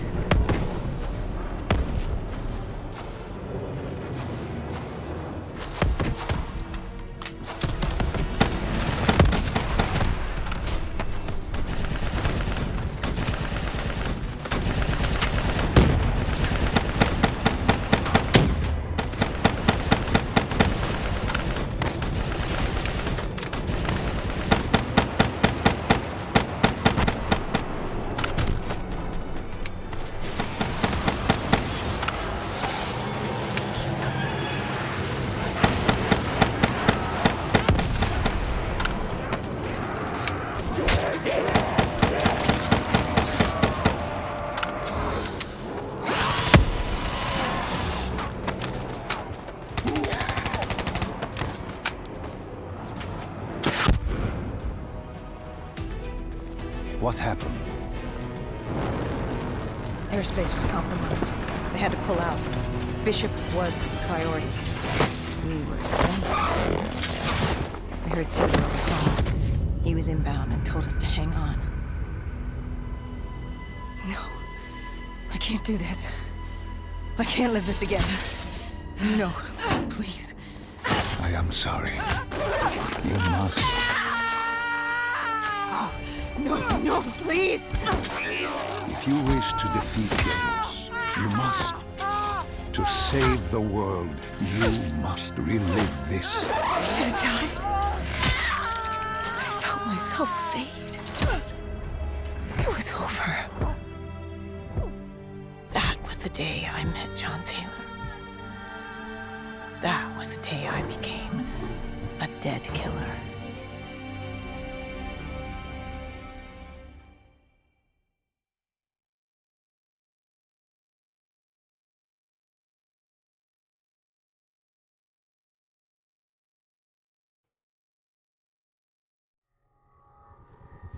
That was the day you met Bishop, the man who found the cure, before he died at the Cairo aquifers.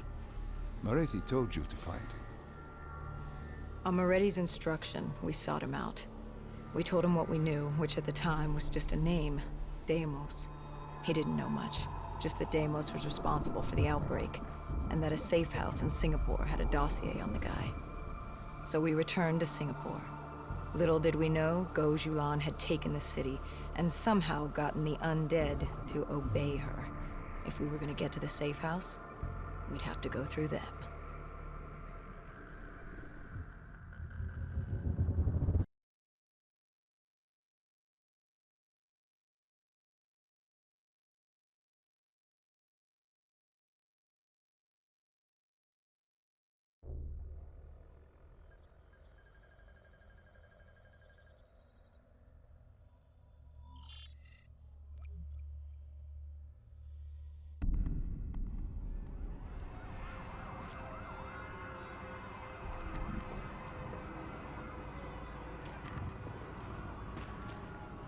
The vultures.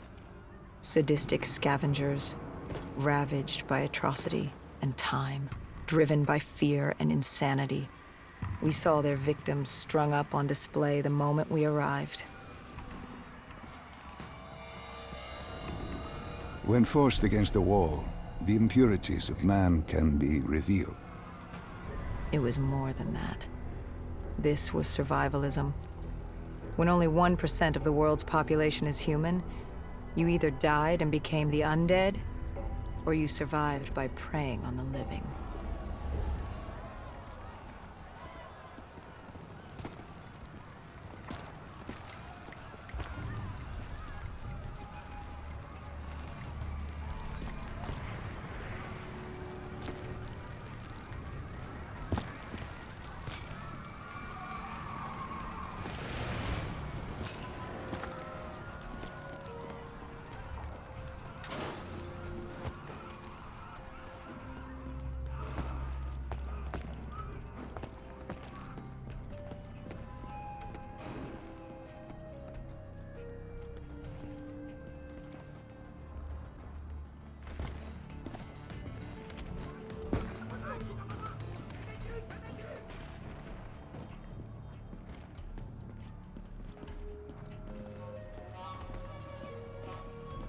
I had a bad feeling about this. Going through the undead was one thing, but vultures, they were fucking savages.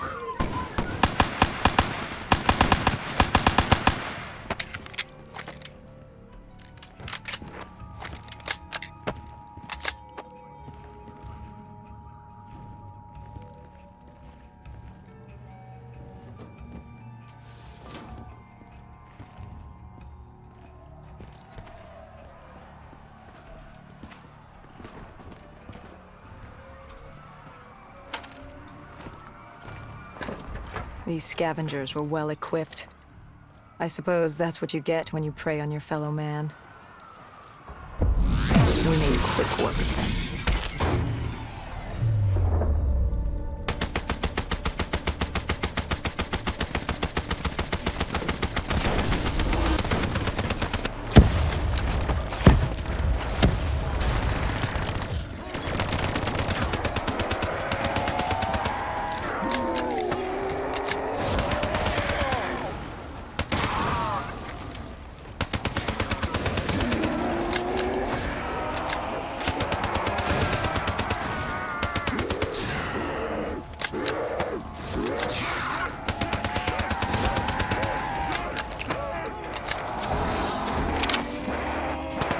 Hendricks took point down the alley.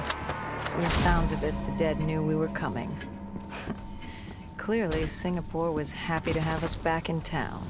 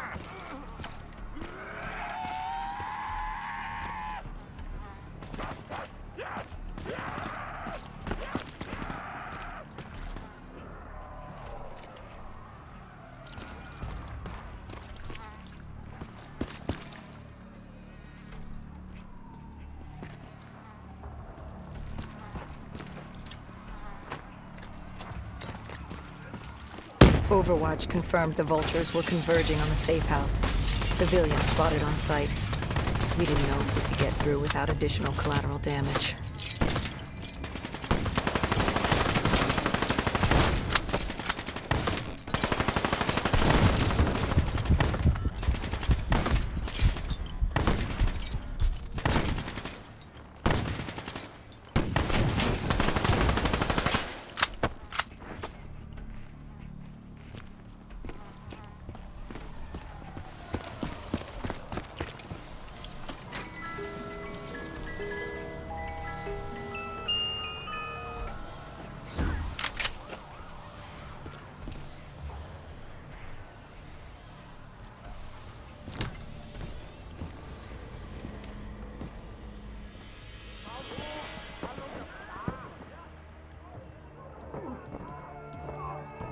It's curious, the vulture's behavior. Willing to kill the living and the dead alike without prejudice. Survival of the fittest at its most primal. They act with reckless abandon without thinking of the consequences. They had to know, the more they killed other humans, the slimmer their chances became. Don't think of them as humans. They're animals. Abandoned by any form of governing body, they dictated their own society. They were tribal, nomadic. In their eyes, man was as much a threat as the undead.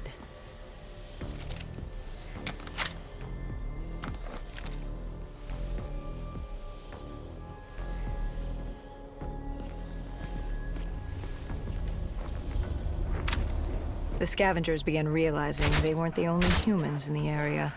It was a matter of time before Gojulan knew we were here. The safe house was beyond the gardens, but the gardens belonged to the dead. They smelled us lurking above.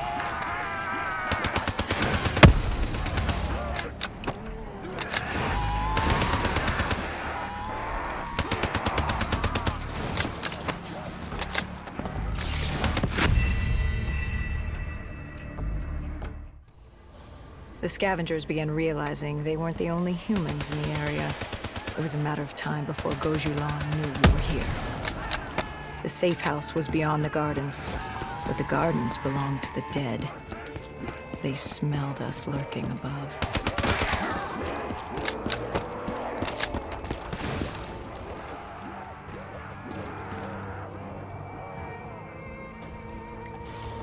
Before Hendricks could take him out, the scavenger alerted Gojulan. She knew we were here. Reinforcements were moving on a checkpoint nearby, along with more dead.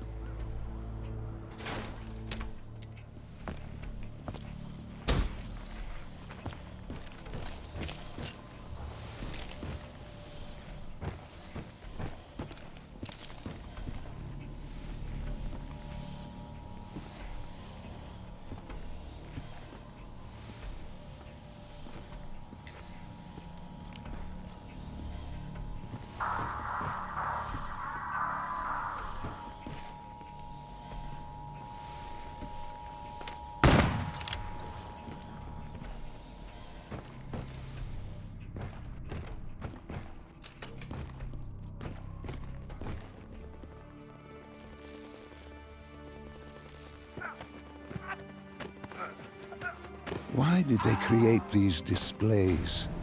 What was the purpose? They weren't just displays.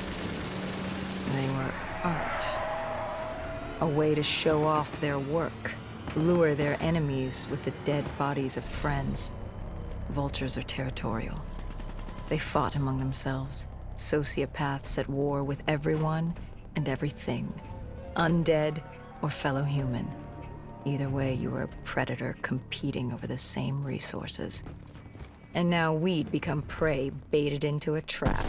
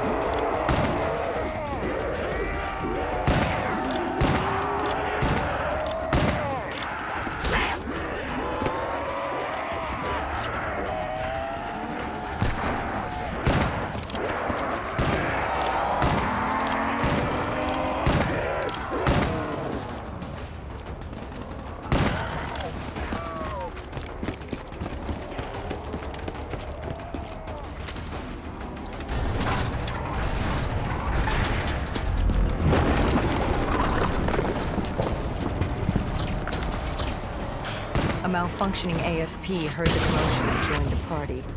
I needed to find a rocket launcher.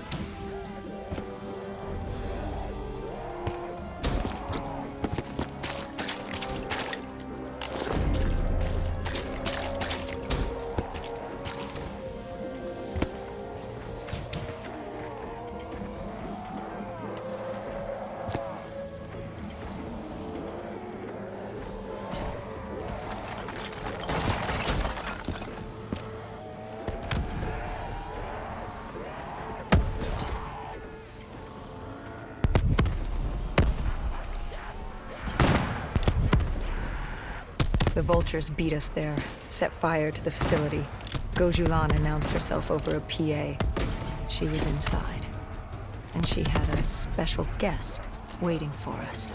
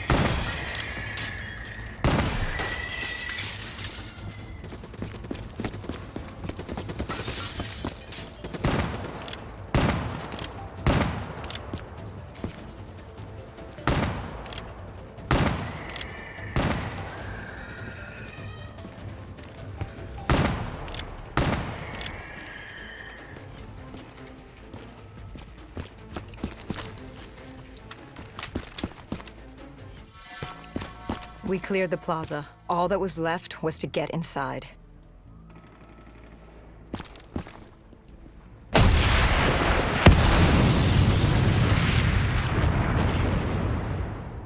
The blast knocked us back. We heard the building creaking. It could collapse at any moment. Hendricks thought we should stand down. It wasn't worth it. You push back. We needed that dossier. At this point, it was our only lead to Deimos. I told Hendricks to call in exfil. I'd take the safe house. Bishop had told us the document was hidden in the panic room within the facility.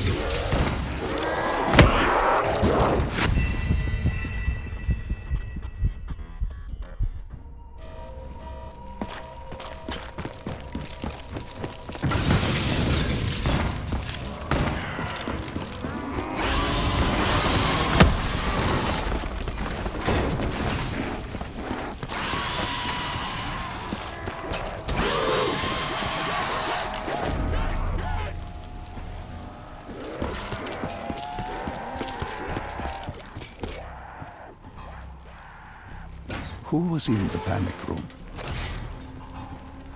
Her. Kane. Our guardian angel. Someone had beaten the hell out of her. Goju Lan. She was there for the same thing I was. The same thing our friend was. The dossier. Do it. Kill her. Kill his host. Prove yourself worthy. Did you kill her? I struggled. Panicked. I acted in the heat of the moment. And the fire on Deimos? Most likely it was reduced to kindle. Gone. Or so we thought. Hendricks called in transport. Singapore was another dead end. But we needed a few answers from Kane. Starting with who the hell was she? And what was she doing in an abandoned CIA safe house? The truth proved more eye-opening than we could have imagined.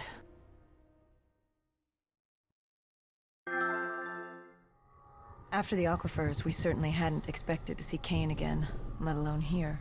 She wanted the same thing we did. The data drive on Deimos. Better yet, she knew where it was. It was moved from the safe house to a CIA black station in the quarantine zone. Did she say why Goju Lan was trying to kill her? It wasn't Goju Lan. Julan was a puppet of Deimos, and Deimos wanted Kane dead. Guess he didn't like her very much. Did you trust her? No, not yet. Our guard was up, but if she could get us to the black station, it was worth a shot.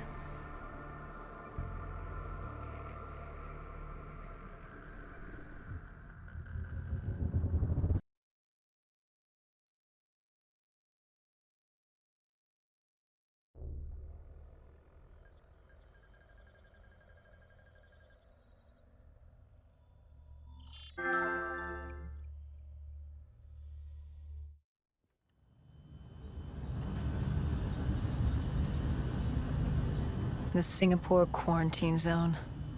We never thought we'd be back here. Bad memories? You know damn well it certainly wasn't good ones, Doc. The place was a living, breathing reminder of the incident 5 years ago. We'd be in and out quick. We weren't staying any longer than we had to. Find out who this Deimos asshole was and get the hell out of Dodge.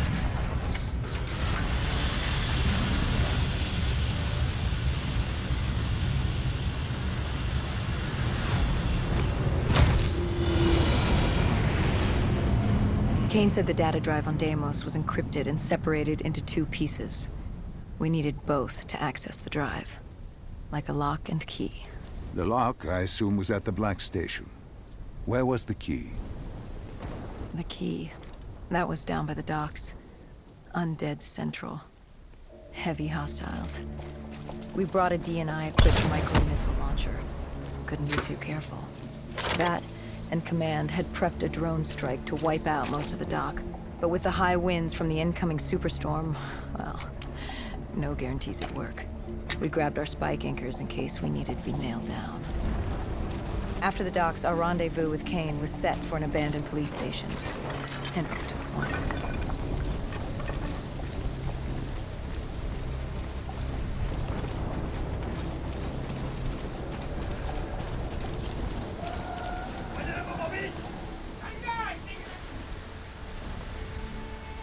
More vultures.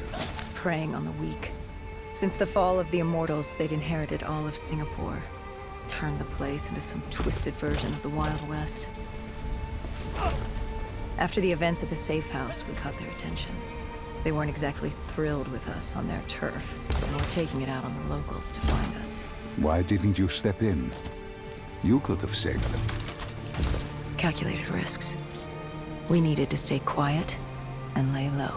But there's always a chance, isn't there? Chance is a billion-sided die.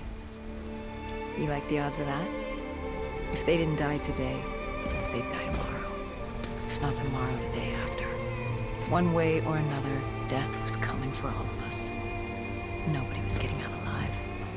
If we tried to save them, it could be our necks in those collars. We weren't there to save 2 people. We were there to save all the rest of us. We needed to get to the Black Station, raising as little alarm as possible. Last thing we needed were the dead and vultures after our throats. Turns out the odds were already stacked against us.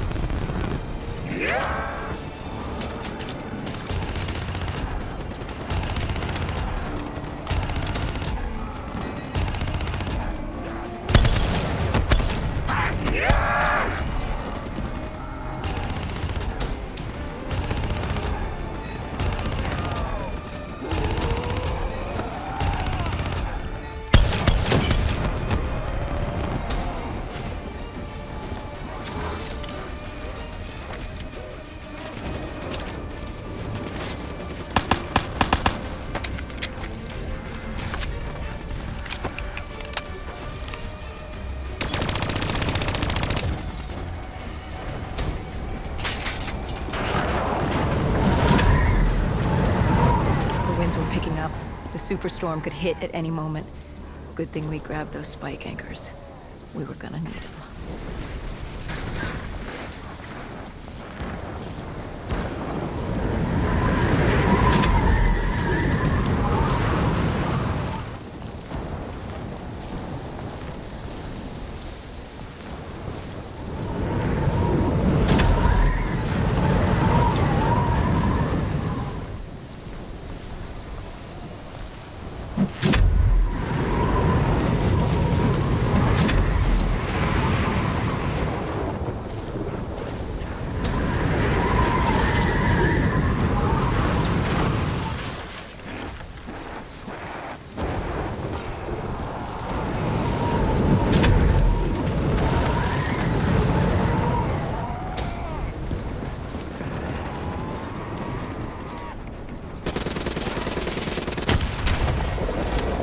The plan was to wait on the drone strike. Once it did its part, we'd move in. The missiles were ineffective, the wind too strong, and now that ocean liner looked like it was about to rip free. That thing would pulverize the dock, taking the data drive with it. Hendricks said fuck it. We were built to kill the dead. No reason to switch it up now.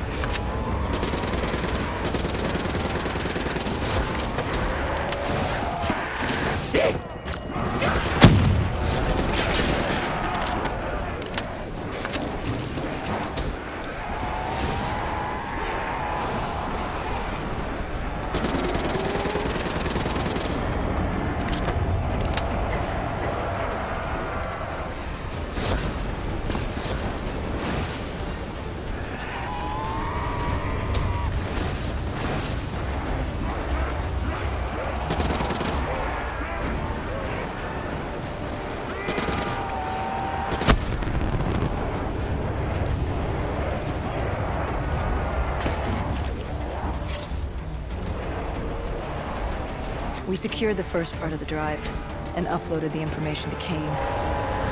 Hendricks moved to sweep the wheelhouse. The howling wind told us we had to hit it fast and quick.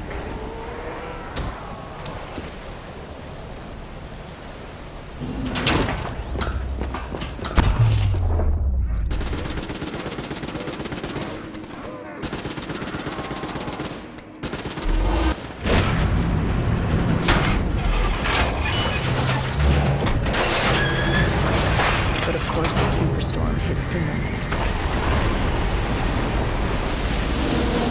The barge ripped free and barreled towards us. Hang on for dear life.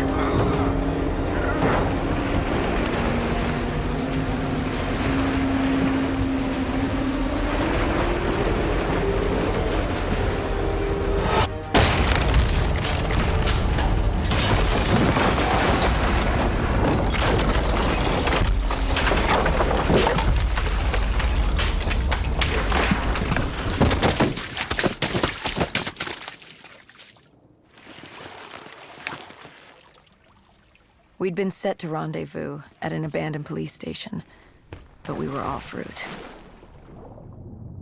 We cut through the flooded subway to save time.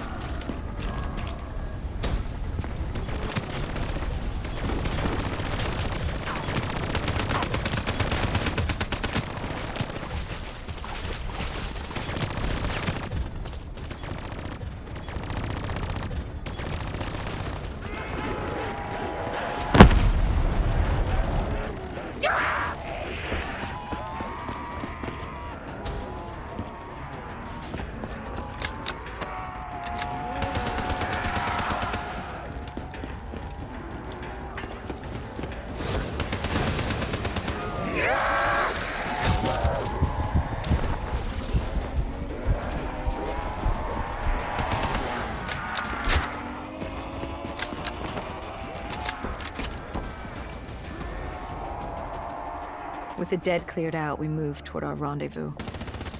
Turns out we weren't the only living things in there. A vulture got the drop on us, determined to reduce us to scrap metal. He'd hit a big payday with us cornered. You were a payday to him? How so? We were dead killers. You break us down to spare parts, you can fetch a pretty penny on the black market. But you were there to fight the dead. You were an ally. Maybe in 2070, when we were the saviors of mankind. By 2075, everybody wanted a piece of us. This guy would have gotten his share, too. But Kane did her part to make sure that didn't happen. She was well trained. Was she CIA? Winslow Accord? She was just someone who was always in the right place, at the right time. Before we could move on the Black Station, we had other problems. What had gone wrong? We hadn't taken the scavengers into account. They'd figured out they had dead killers in their midst. Kane told us they had a comms relay ahead. If we scrambled them, it could lead the vultures away from the Black Station, at least long enough for us to get what we needed. So much for maintaining a low profile, I suppose. What did I tell you? The thing about dead killers is there's always a plan B. You don't create the problems, just the solutions. You adapt to what's thrown at you. Adapt or die. Yeah. Adapt or die. We plan to regroup with Kane outside of Chinatown.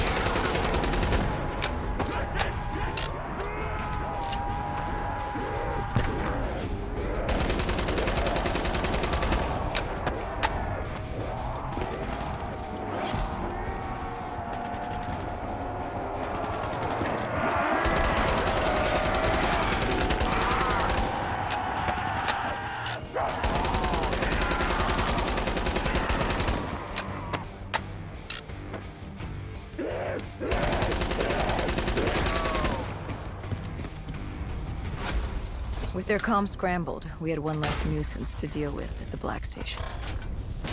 Now to get the drive and get the hell out of this shithole. You couldn't take being here, could you? You felt haunted coming back to this city. The feeling had latched onto me at the safe house. Like I was being watched. Something had their eyes on me. Something? Not someone? And I just felt something pulling me, guiding me. I couldn't shake it. Our rendezvous with Kane was just ahead.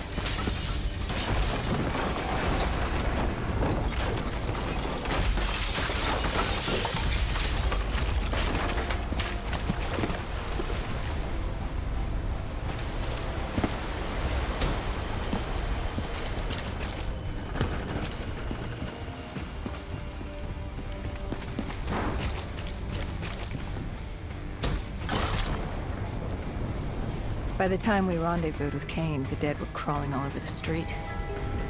What was Kane's plan? Hit him in the gullet, then bag and tag. Gotta admit, the girl wasn't afraid of a fight. She seemed to welcome it, relish it. Like yourself? Like a berserker. Like a dead killer.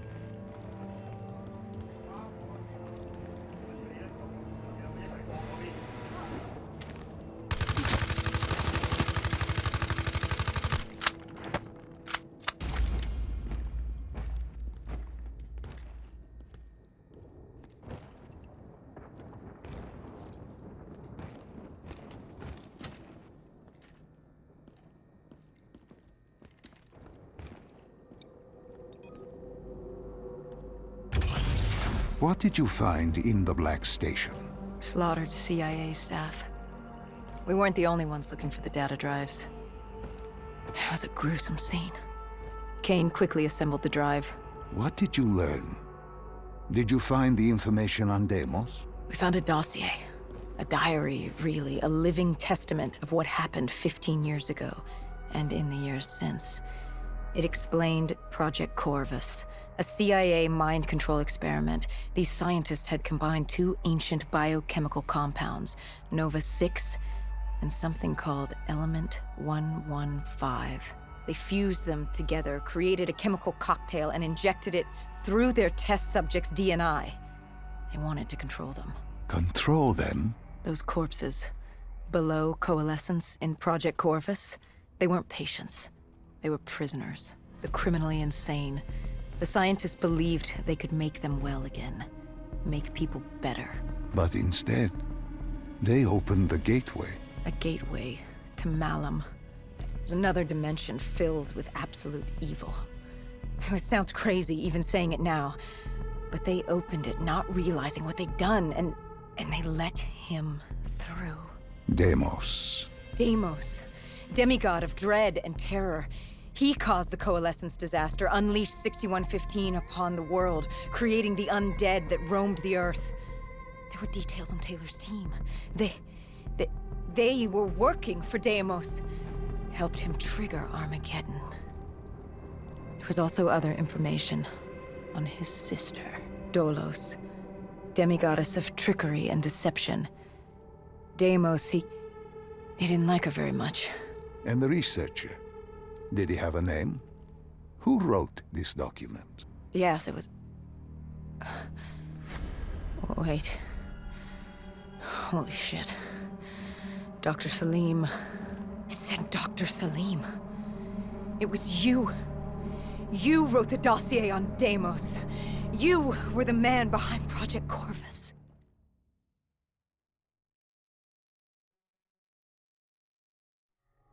Why didn't you tell me? You created Project Corvus, wrote the report. You pulled me along like you had no clue what I was talking about. If I had told you, the impact would not have been the same. You know that. That you could not recall is no fault of mine. After the Black Station, we had to find you. Find out what you knew. I was in Cairo at the time. Your friend, Khalil. He brought you to Ramsey Station, humanity's last holdout in Egypt. We knew who Deimos was, where he was from, but we didn't know why. He'd taken over the world, but to do what? To find out why, we had to talk to you.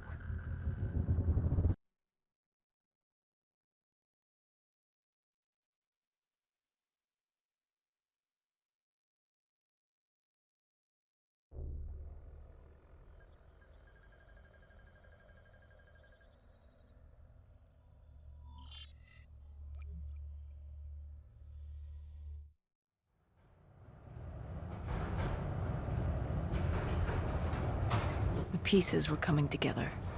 Virus 6115, Taylor's team, the undead. It all came back to Deimos. All we needed was you. Hendricks was unhinged.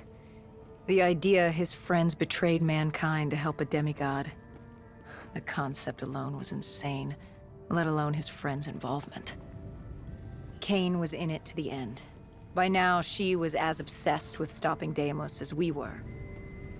We weren't ready for Cairo, no matter what we thought. This place. If there was ever a place that was hell on Earth, this was it. It wasn't just the city.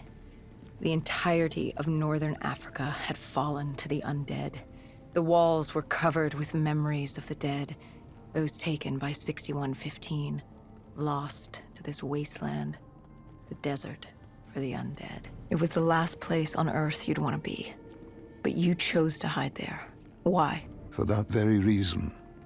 I hoped no one would come for me. Why? What were you running from? From what you sought. Deimos.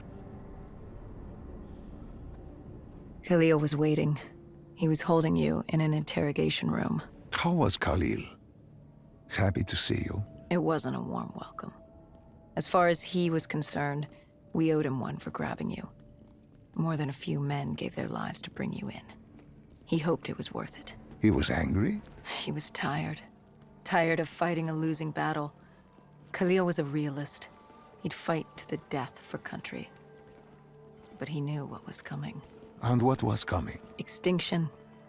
The undead changed everything. The NRC were hit first and hardest. We saw that in Ethiopia.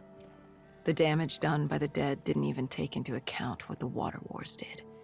When the continent dried up and the Nile River Coalition took war to Egypt over the Nile, the last water supply. They were so busy fighting they didn't realize it, too, had dried up. But the rise of the undead? How do you fight an enemy that doesn't need water? Khalil's rage wasn't misplaced. It wasn't personal. He was just barely holding on.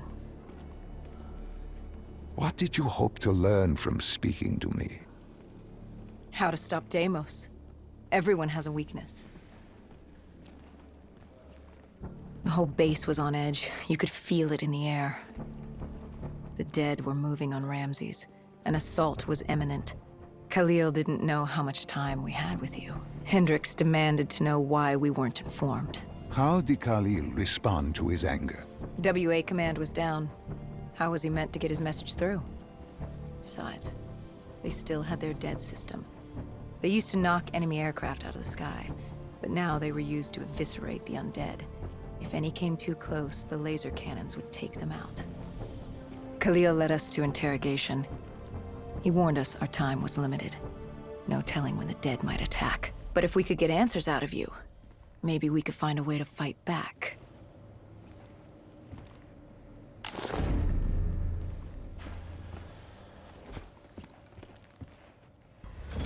You certainly weren't too happy to see us. You say it like I had a choice in the matter. With no time, we needed you to be willing to talk. The truth serum would make you relax, more willing to divulge. Hendricks told us to take a walk. He asked about Taylor and Deimos. He wanted you to connect the dots. And I told him Deimos controlled them. Your friend Bishop was correct.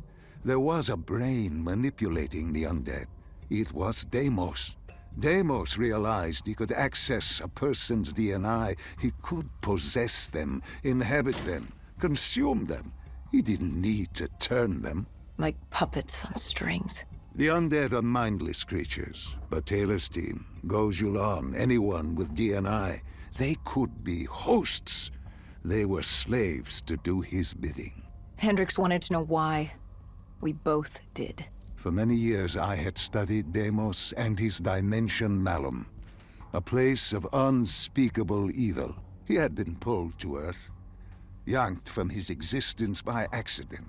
Trapped here, he saw opportunity to enslave humanity and use them to wage an unholy war against Dolos. The demigoddess. His sister. That was it? We were just a chess piece? Our entire existence was just... A pawn in a much larger game in a universe far bigger than you realize. Humanity is an anthill. Deimos and Dolos are two children fighting over the magnifying glass. But Hendricks was desperate. He wanted to know how to kill Deimos. You told him he couldn't. How does one kill a god?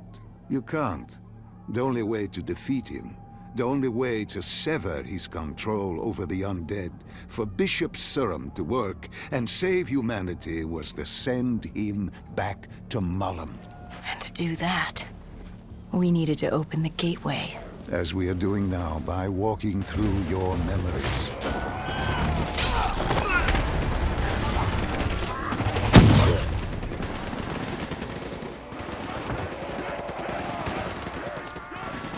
The assault on Ramses was beginning. The base was about to be overrun. We owed Khalil and Taylor. Time to take the fight to the death.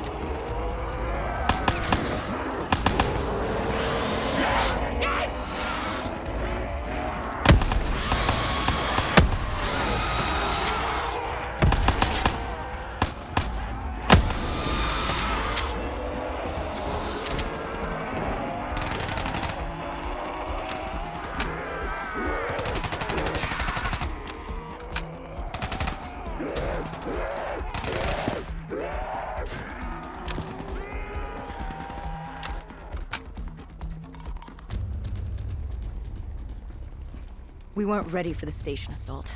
I don't know how the dead got in. Maybe an abandoned tunnel, an infected civilian, or maybe the vultures let them through. But at the end of the day, it didn't matter. Egyptian army came over comms. They'd never seen a horde this size move on the station. If we had any chance to stop them, we needed to reinforce the eastern checkpoint, a narrow passageway the dead would need to traverse to reach Ramses.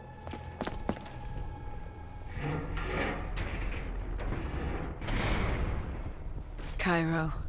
She was a city on fire. Except for the Egyptian army and a smattering of civilians hidden away. She'd fallen to the dead. Khalil didn't say it, but I could hear it in his voice. He knew this was the last stand. If they lost this battle, they'd lose the city.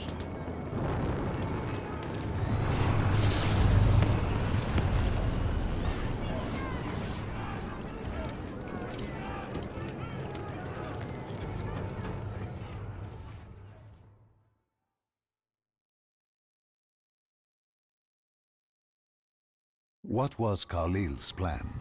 The undead were moving on the eastern checkpoint. A clear shot at Ramses Station. The Egyptian army had rigged explosives below the street, but there were a few support columns we would need to take out first. We had the spike launcher for that. You talked of his desperation, his total acknowledgement of futility. Yet here he was, staying and fighting. What else was he going to do? If it wasn't today, it was tomorrow, or the day after that. We lost the war. The moment Diaz opened the quarantine zones, the moment Deimos entered our dimension, one way or another, death was coming for us all. But while we still could, we would fight. And right now, we had a checkpoint to defend.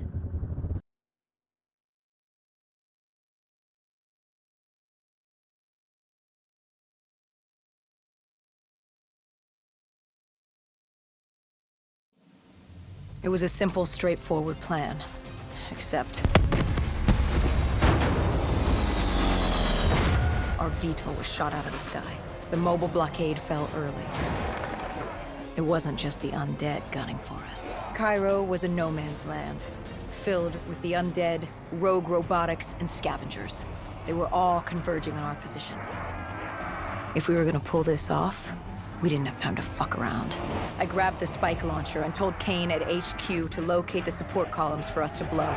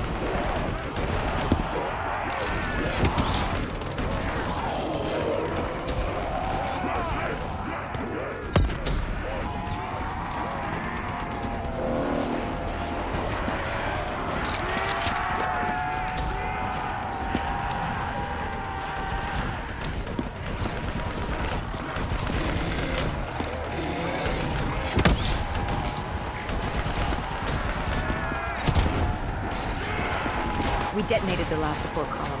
We had to get back behind the wall so we could blow the street.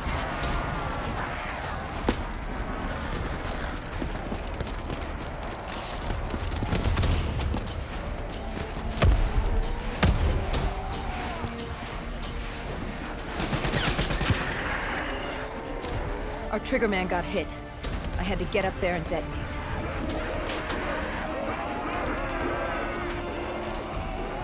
I told Hendricks I needed a moment.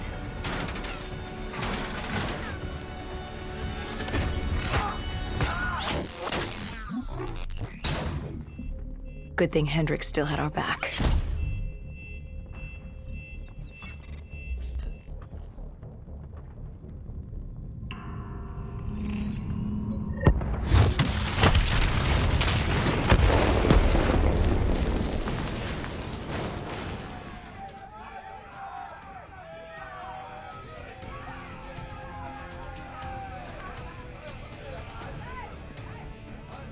Khalil thanked us. He thought they still had a chance. They had no idea what was about to happen.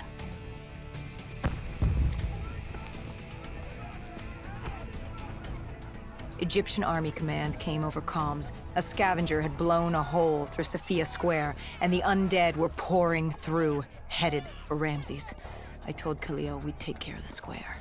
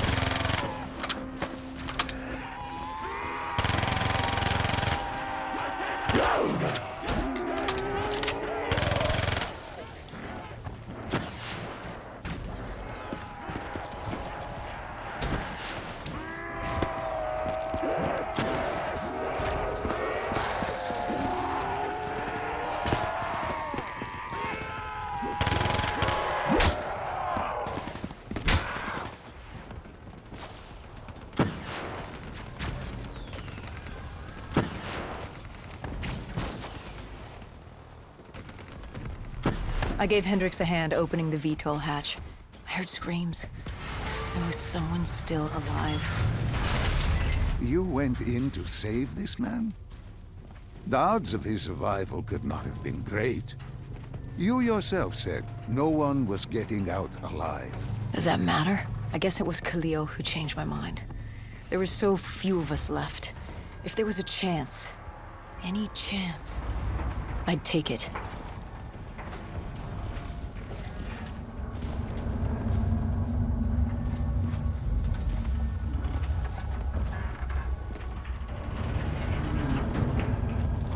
Strange. Even with all odds stacked against you, you tried to help this man. He clung to life without hope, and still you tried to save him. Turns out it didn't matter.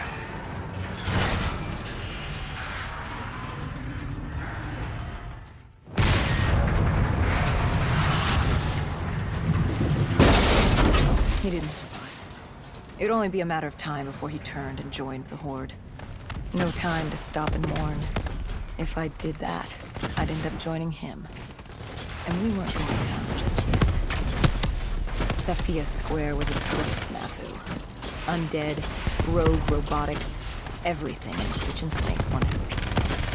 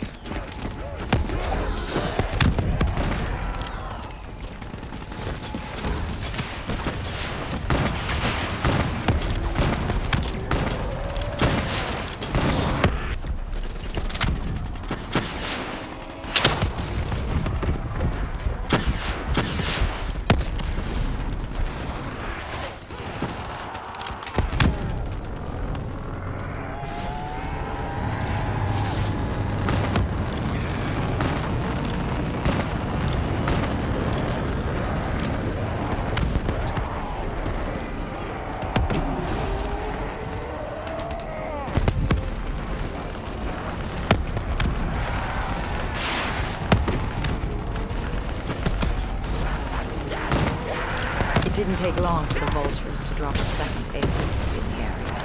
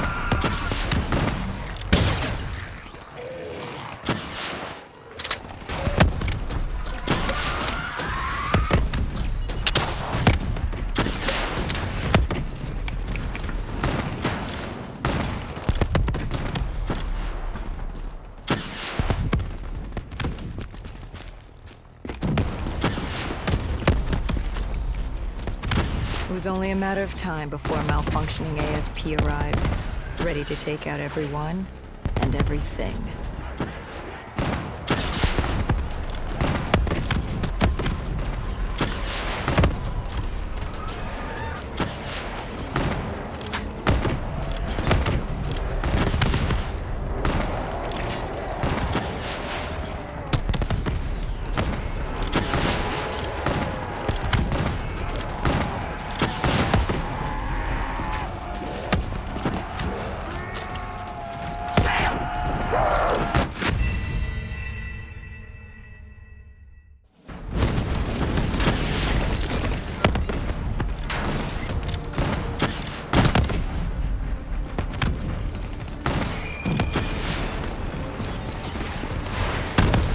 It was only a matter of time before a malfunctioning ASP arrived, ready to take out everyone and everything.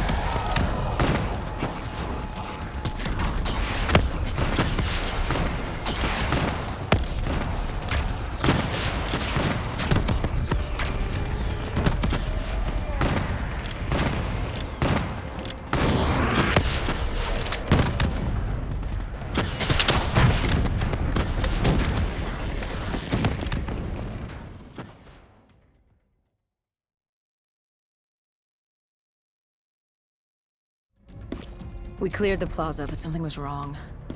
I could hear it. What did you hear? Nothing. And that was the problem. It took us a moment to realize what had happened. Something had taken up a dead system. One of the scavengers, maybe a malfunctioning biped. We saw reinforcements fly in, but it was too late. Khalil tried to reach Egyptian command. All we heard were screams. Ramses Station had fallen to the dead. We got out of the open. Khalil, he'd reached a breaking point. No mistaking that look. That look of defeat, anger, frustration, hopelessness. You try to sympathize, you try to comfort. Doesn't matter. Then Kane came over comms. She'd picked up the location of Sarah Hall, another of Taylor's team. Her signal popped back up on the grid. We had traced her to Kebeshet, the sandy ruins of Cairo's Garden City. I told Khalil if there was a sliver of hope, we needed to catch Hall and find Taylor. If we did, and found a way to send Deimos back to Malum, we could undo all of this. And Hendricks? His mind was melting. I still didn't know what was sparking his behavior. He didn't want to go after Hall. I said he didn't have a say in the matter. He didn't like that. He attacked you. I told you, it wasn't him. It was that look in his eyes, like Gojulan, like Moretti, like Diaz. He wasn't buying this interdimensional bullshit. And why should he? What did he say to you? Salim lies. He didn't think opening the portal would save us. It would destroy us. The last time it opened, evil came through. Why would this time be different? He said Deimos was trying to trick us. He said you were lying to us. Are you?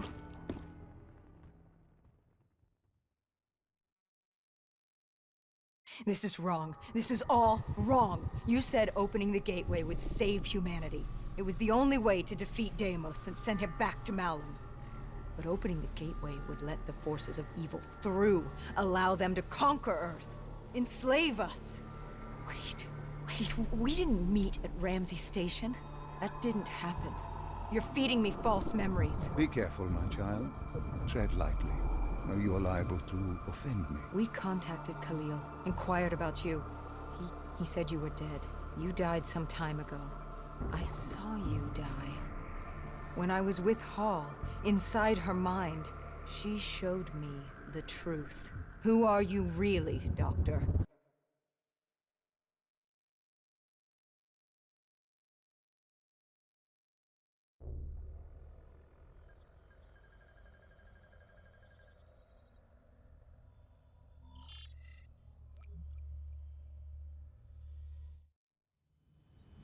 Deimos was going to open the gateway.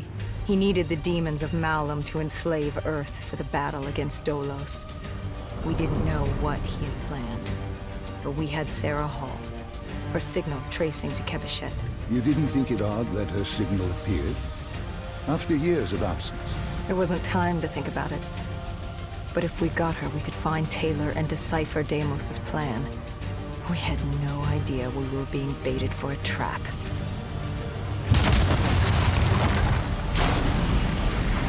She was waiting. She knew we were coming.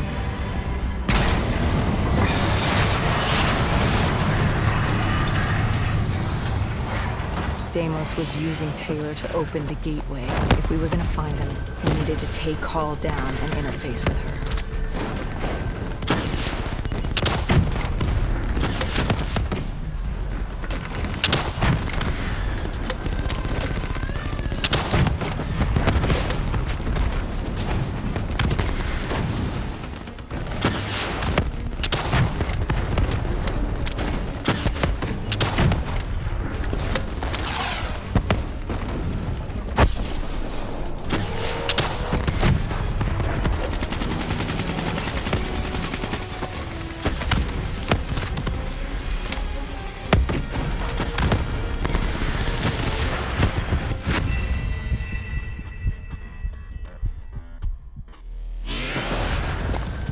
If we were gonna find him, we needed to take Hall down and interface with her.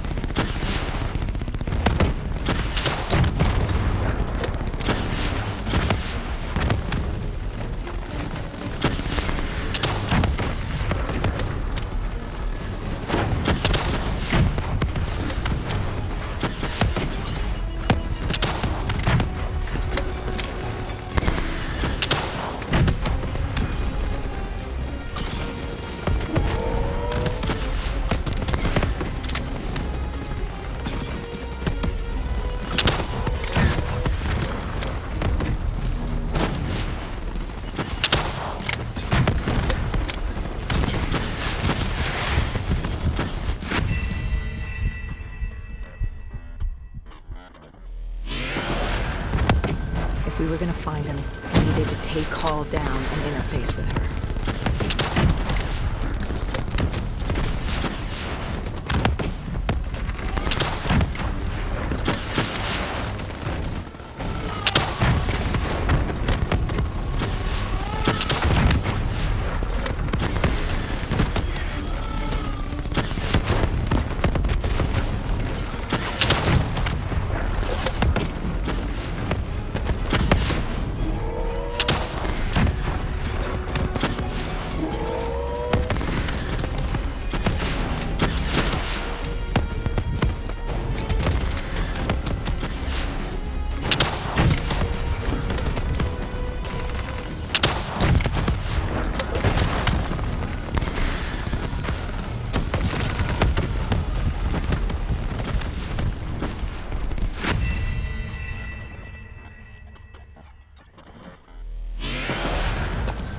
If we were gonna find him, we needed to take Hall down and interface with her.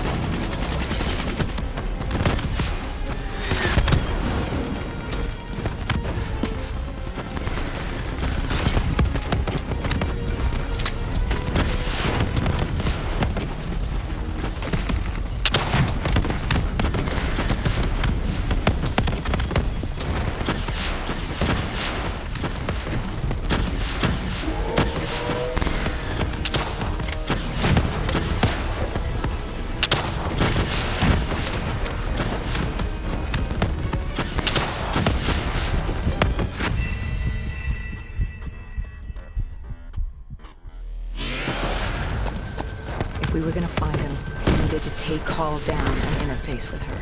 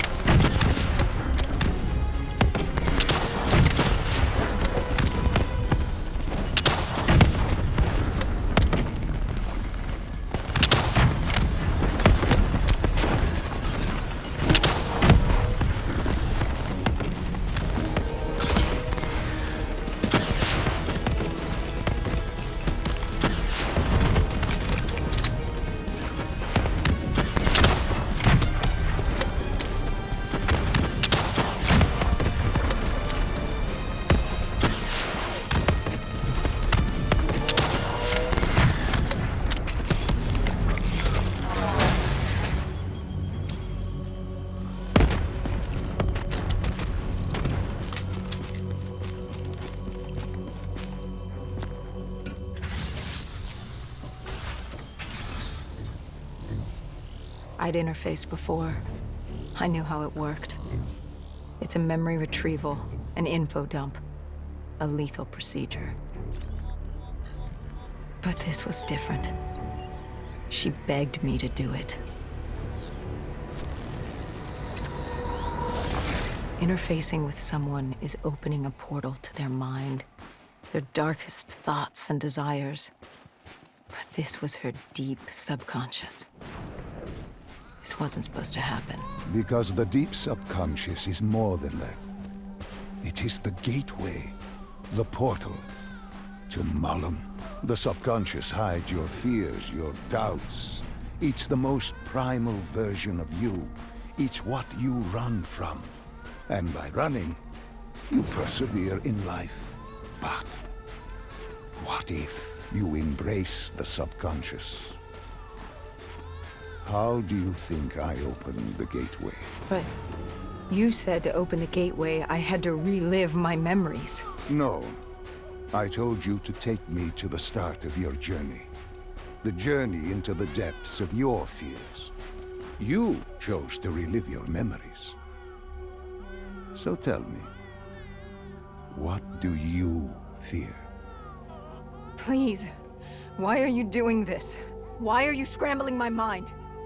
Don't make me do this! You don't have a choice. You haven't had one since you picked up that child. Since you embraced Sarah's fear. Lead me to the depths. What did Sarah want you to see? Project Corvus, 2060. The day of the Coalescence disaster. Sarah could feel Deimos coursing through her veins, her mind, the fabrics of her soul. He knew everything about her, and she knew everything about him. She learned the disaster wasn't an accident. But that means... Well, I did what had to be done.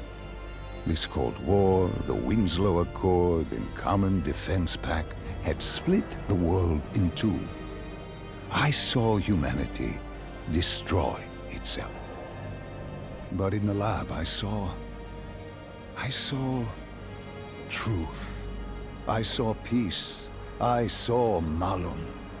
A way to unite the world against an enemy greater than themselves. I saw Deimos. You did this? You opened the gateway. You brought Deimos here. I brought mankind's savior here. After many years, I realized opening the portal wasn't enough. With Deimos trapped in the server room, man had not yielded as I had hoped. I had to incentivize progress. You created the disturbance that sent Taylor's team there? His undead servants could only do so much.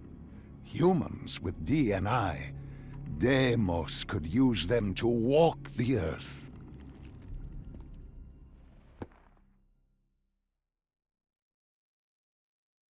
Hall told me that she had no idea what they were getting into, but they had to follow standard operating procedure, which meant locking down the site. And interfacing with the location's primary systems in the server room below.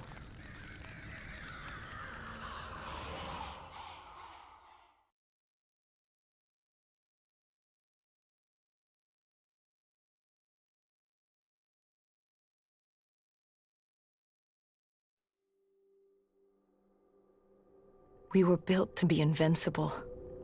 Our D&I let us interface with systems in dangerous environments and upload information. We created the very opportunity for Deimos to leave the server room. He was a prisoner, with no way to expand humanity's horizon. We were vehicles for his transportation. That makes it sound so cold. This is for the good of humanity.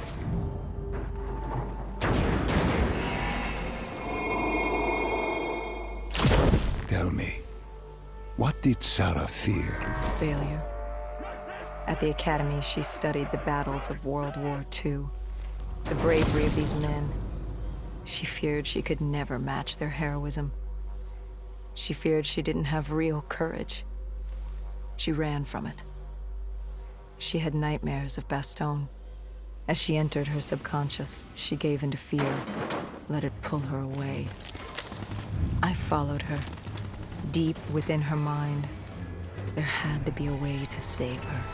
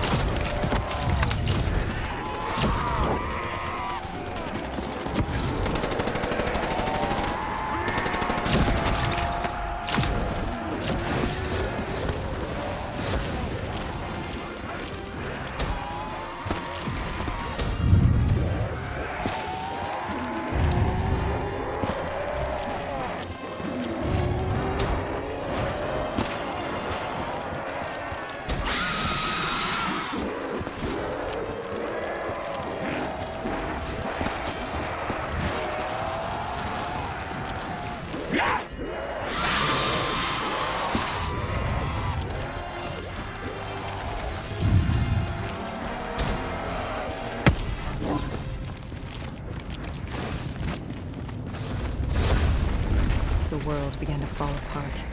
We heard his voice. Deimos. Sam! Sarah. Listen to the sound of my voice. I will have my army and my kingdom. All that remains is her sacrifice.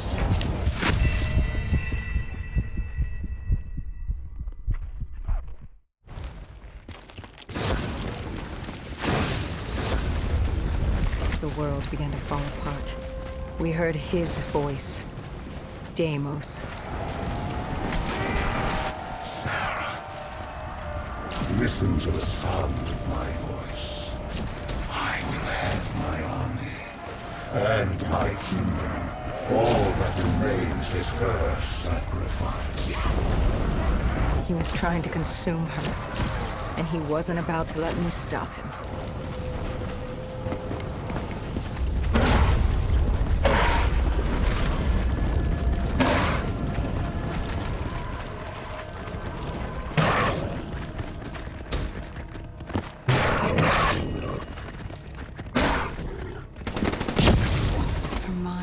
Fracturing, stretched between our dimension and his.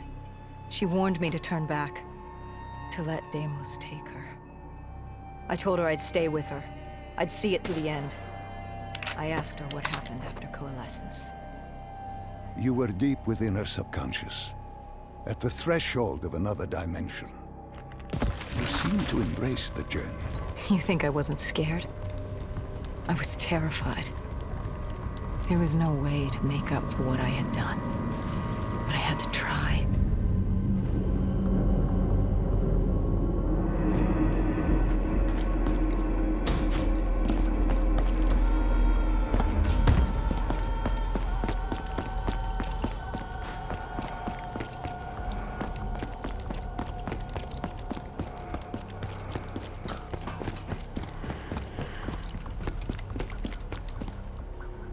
From the moment she was possessed, Hall became a passenger in her own body, a witness unable to intervene as Deimos began using her for his purpose. He wanted them to go to the Black Station. He wanted to find you, to meet the man who'd given him his freedom.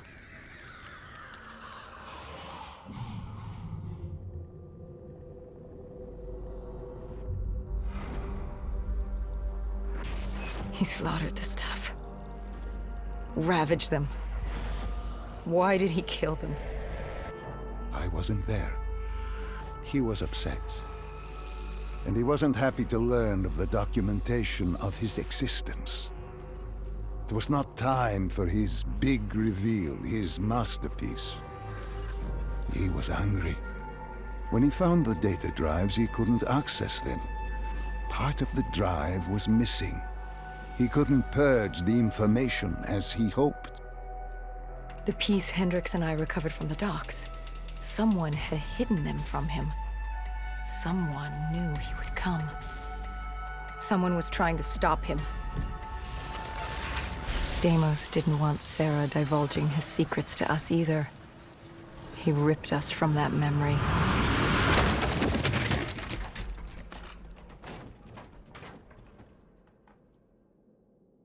We were in Foy. I didn't just see fear in Sarah's eyes anymore. I saw admiration. The longer I stayed, the stronger she became. The more she actually believed she had a chance. She told me to follow her. There was something she wanted me to see. Something she wanted to tell me.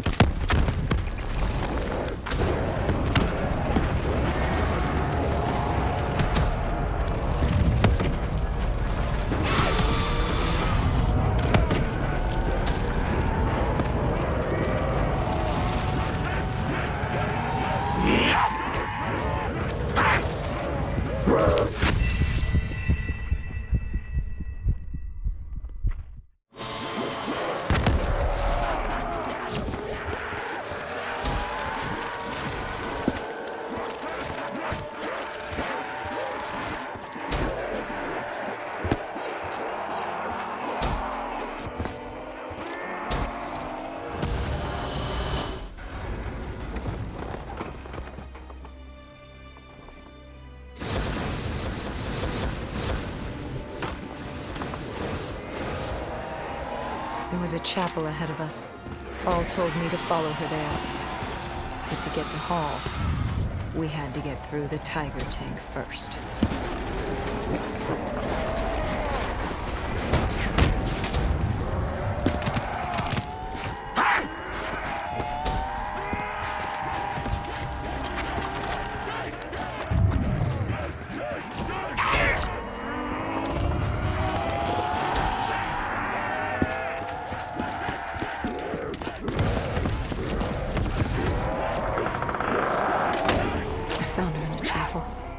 I tried to approach her,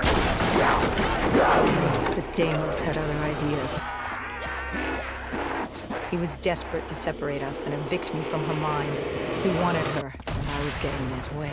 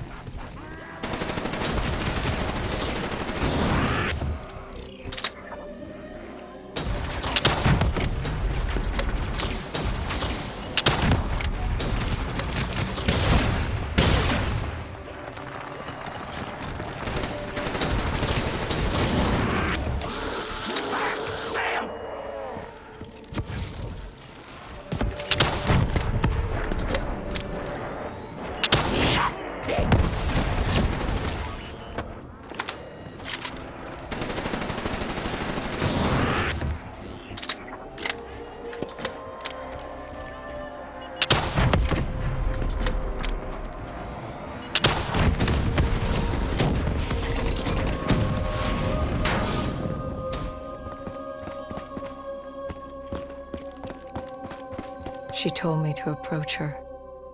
She wanted me to understand. Sarah couldn't understand. She only saw how it ended. Humans are obsessed with beginnings and ends. The journeys between, they become filler. Life becomes filler. She tried to fight the voice in her head that had given her the ultimate gift. The ultimate gift? Deimos was controlling her. Relinquishing control is the ultimate gift. Free of choice, free of pressure, free of consequence. Her actions dictated for her with greater purpose. You're was insane. No. Humanity is insane. You asked her to help you find Taylor. Where did she take you next? Deimos needed Taylor to open the gateway, so I had to know how, had to know what Deimos was planning.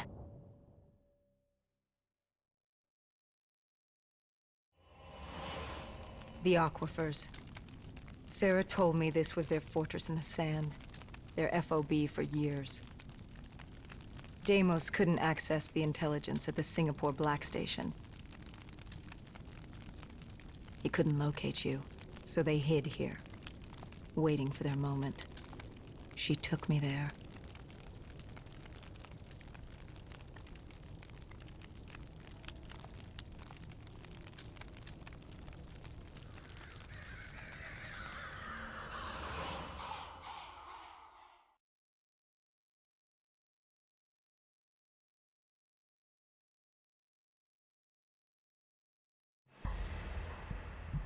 There's something I don't get. You made this happen.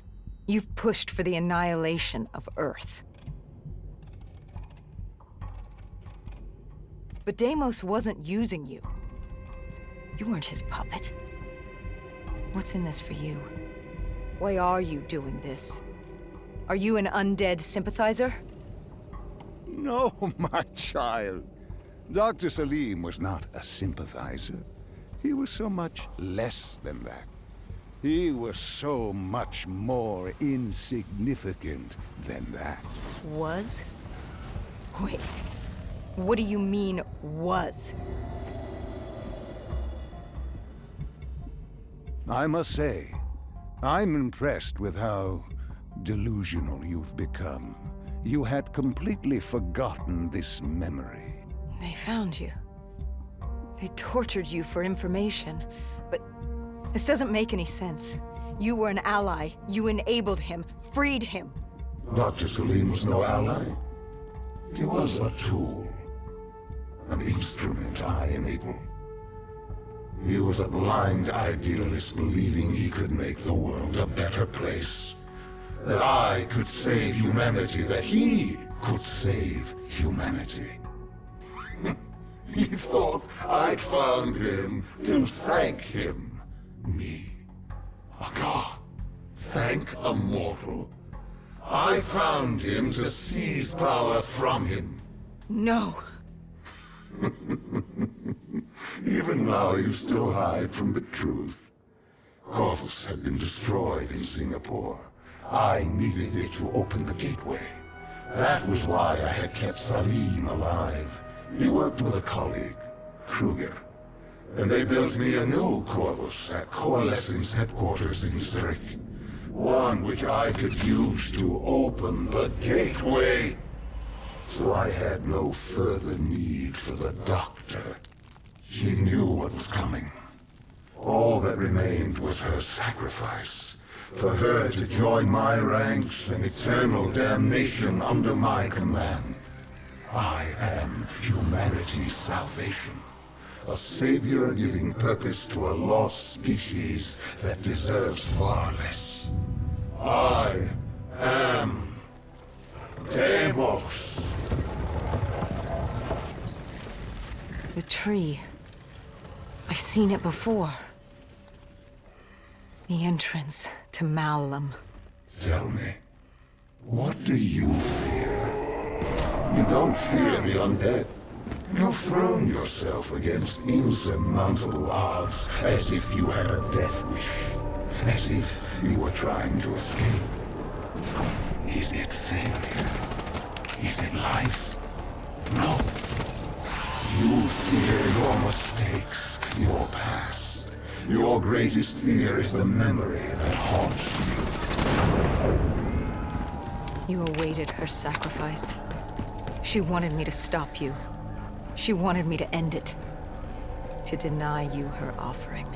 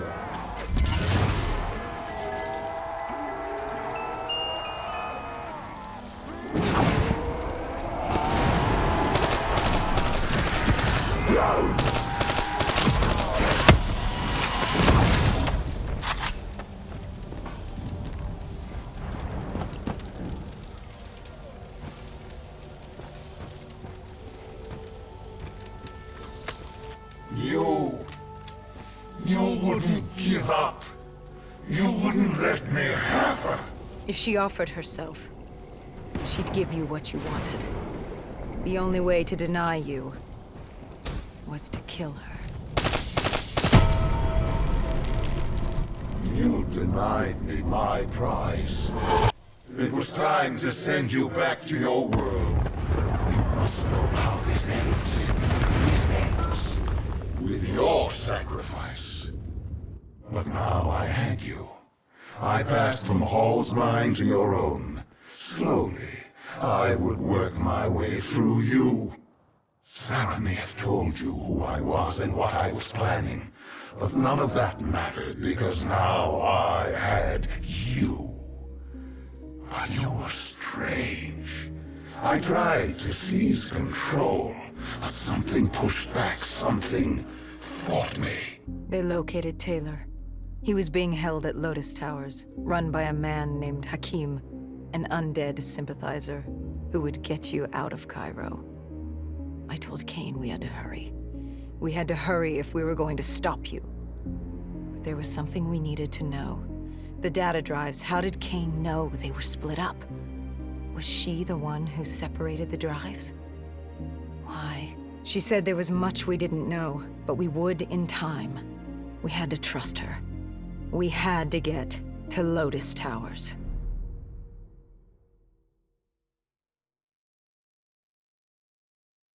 You know how this ends.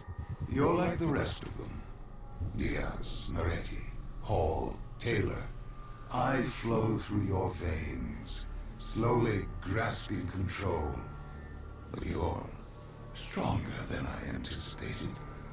Your resistance is greater. But this only makes you all the better for my needs. Lotus Towers. What happened there? You think I'll help you? After all this? What real choice do you have in the matter? You're the pawn in my game. I'm not about to hand over humanity, but I'll humor you. Fine. Let's talk about Lotus Towers.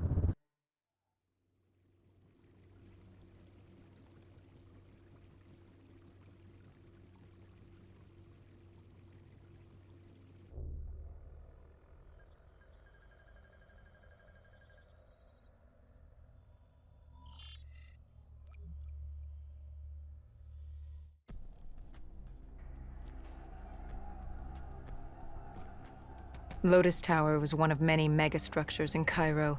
Hakim was the self-appointed slum lord of the vertical city. That fucker was a maniac, an undead sympathizer providing Taylor with safe passage from Cairo to Zurich.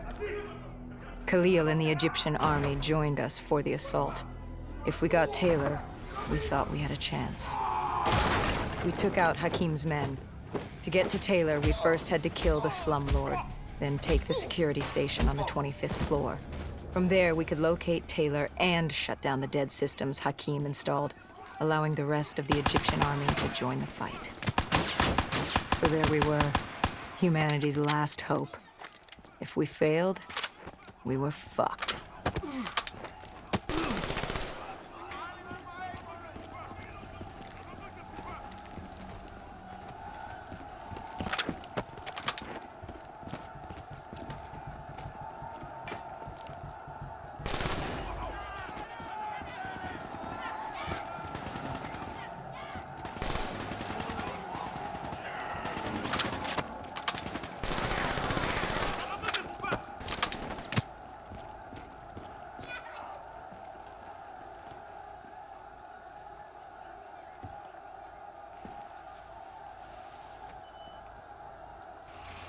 Do as he asks. Give Deimos what he wants. Trust me. It's all going to be okay.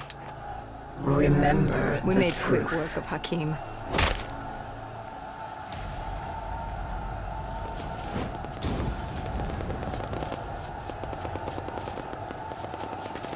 Khalil spoke to the people. This was their time. Time for the living to take back this city of the dead.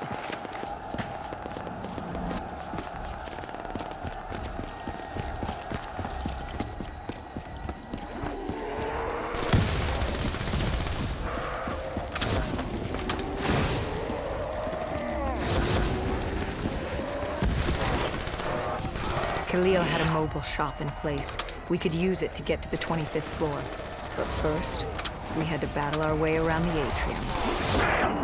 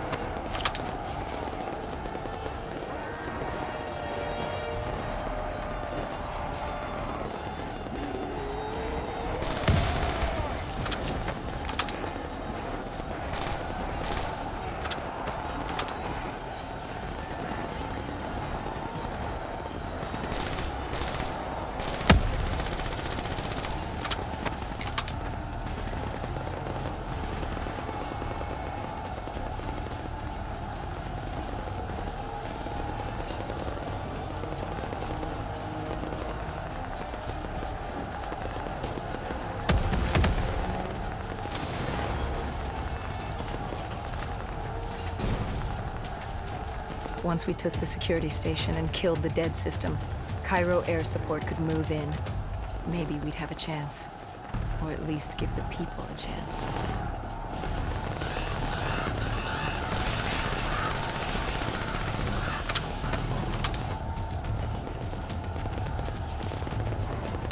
And then we were coming for Taylor.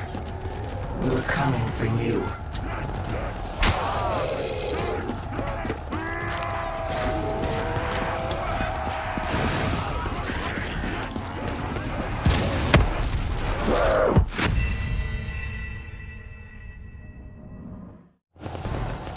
And then we were coming for Taylor.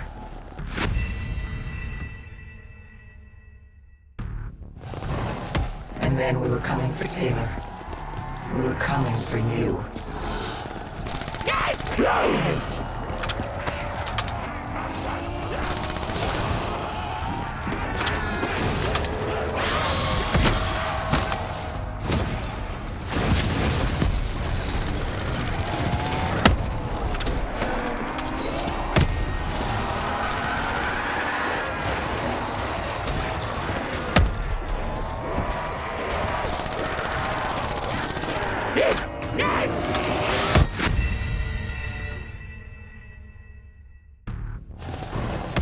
And then we were coming for Taylor.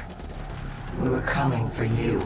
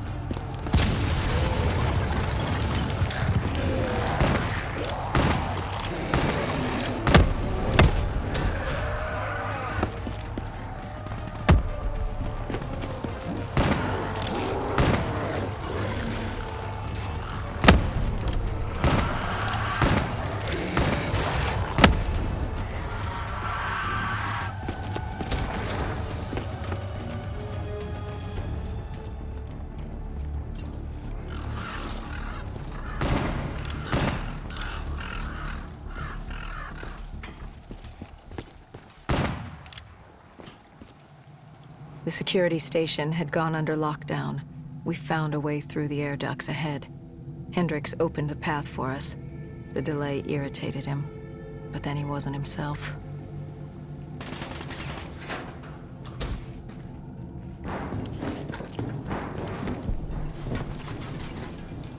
I wonder, how did you not know what happened to him? Did you? Did it? Were you so blinded by blissful ignorance?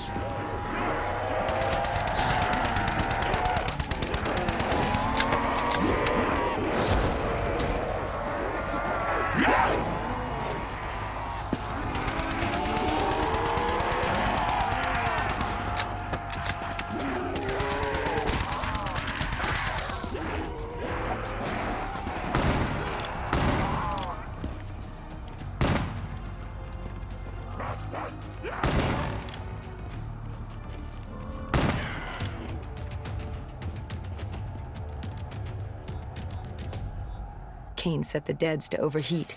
Egyptian army VTOLs would join the fight in a few minutes. And John Taylor? He was in a detention center on the 90th floor, just waiting. He could have left at any moment, but... I was waiting for you. Fuck you.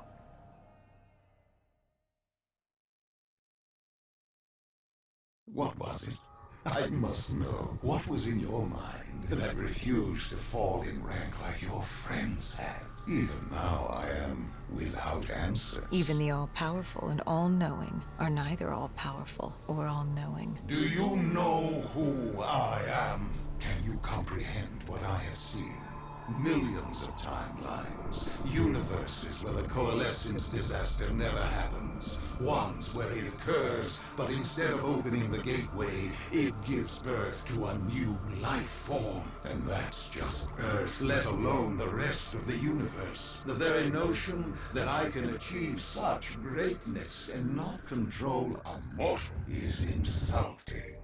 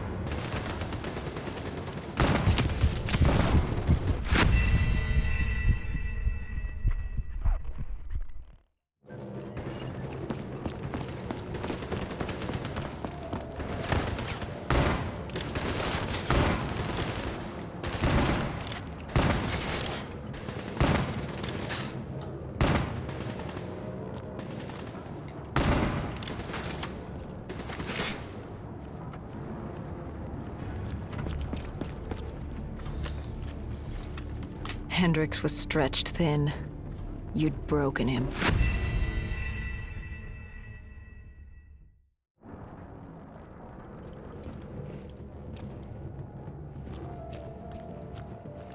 Hendricks was stretched thin. You'd broken him. I enlightened him, like I did you. Look at the false memories I created for you. I tried to remove your near-death experience in Ethiopia. I added myself to your memory of Ramses. I protected you from what haunted you. I wanted to make you understand my motive. Right. This war with your sister, Dolos? What's it say about you that the only way you can defeat her is by enslaving Bacca? Don't you dare mock me.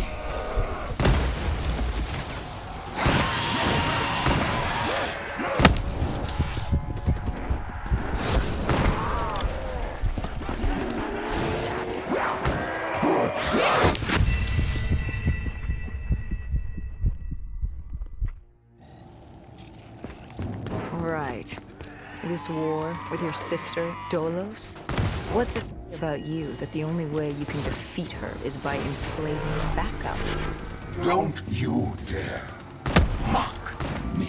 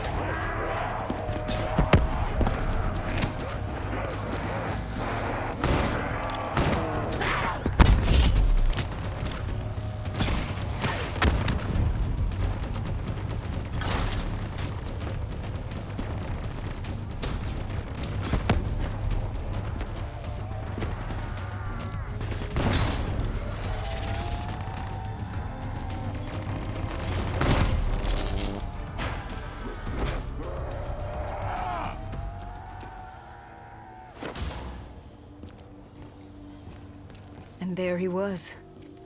John Taylor.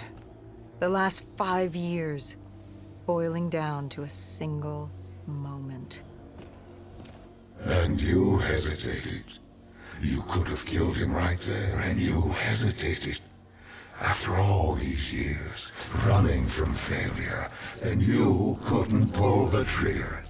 You had what you wanted right in front of you, yet you stopped. What was it?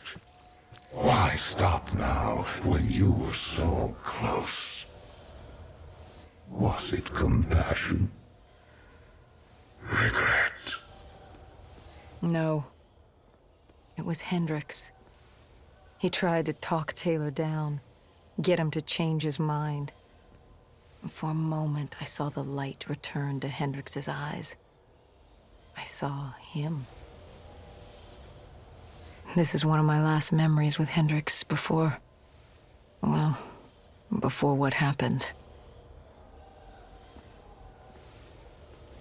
And watching Taylor walk away as Hendricks pleaded, I saw the inevitability. We weren't going to win this war. But as always, you pressed on. This was the world we made. What else were we going to do?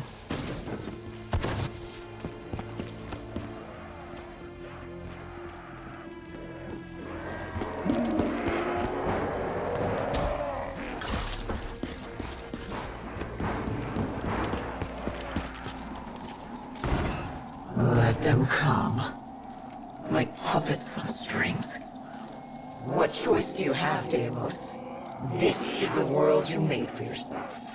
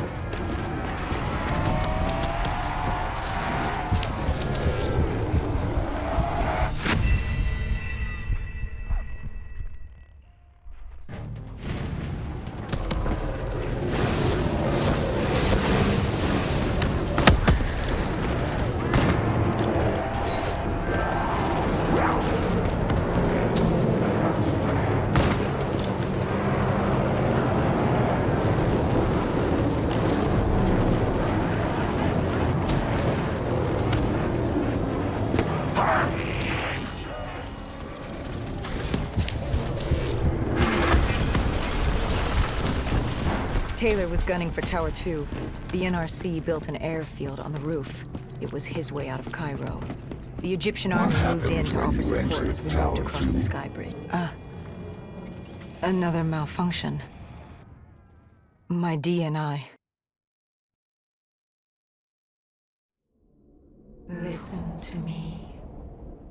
Listen to the sound of my voice. I need you to trust me. Let him win. The only way to defeat Deimos is to let him win. You are more powerful than he can imagine. You can still save them. You can still save everyone.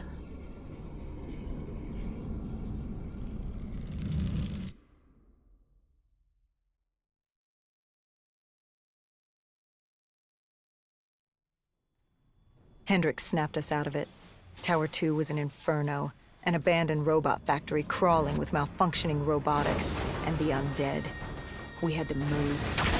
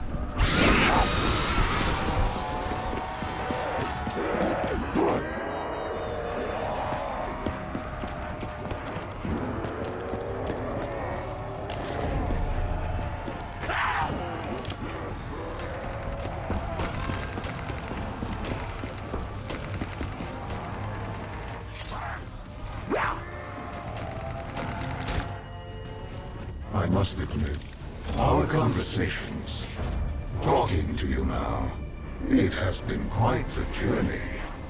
Even now, you still resist submission. I don't think I've ever met a human like you. You certainly are unique. You really gave humanity a fighting chance. By this time, you knew I was baiting you, waiting for you. I had no need for Hendricks.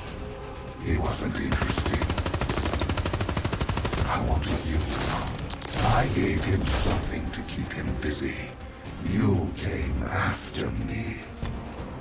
What's it like? Looking at him for one last time. One moment he's with you. The next. We know what happens next. I was leaving Cairo. It was time to move on. But still I lingered. Right then you had my full attention. Your resistance, your unwillingness to yield hope. I wanted to see what you were made of. A mothership. The only way to bring it down was by taking out its thrusters. I needed something more powerful. And you threw everything you could at me.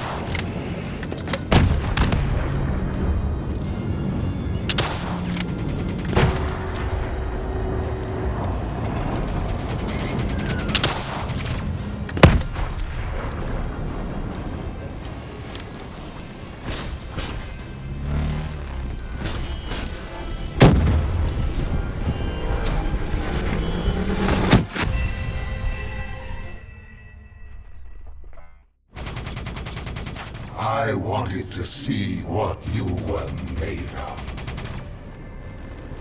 A mothership. The only way to bring it down was by taking out its thrusters. I needed something more powerful. And you threw everything you could at me.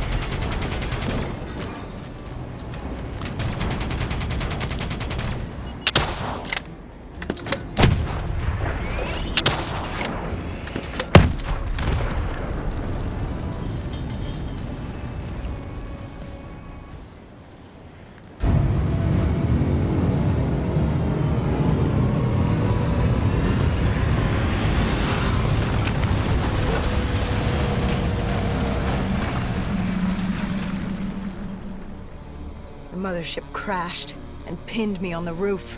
I was stuck. Trapped. I called out, but there was no one there. I'd gotten over my curiosity, and now you were just a nuisance. I no longer needed my distraction. It was time to rid the world of you. And Taylor was just the vehicle to carry out my plan. You raised your hand, tried to stop him, tried to reason with him. But something happened. A change. He changed. What was it he said? He told me he had to get you out of his head. He'd ripped out his DNI, the very method by which you controlled us. What did he say to you? He asked me about Kane. Somehow he knew who she was. He told me to trust her. I don't know how he knew. And then my puppet made his entrance. Hendricks. He was infected. Like Taylor. Like me. It happened at Coalescence, Singapore 5 years ago. When he interfaced with Diaz. I should have seen it. I should have known. You'd been possessing him since the beginning. You humans, so focused on your beginnings and endings. It's no wonder you destroyed yourselves. So I gave you your ending. I left you there to die. Hendricks would be my vehicle of annihilation.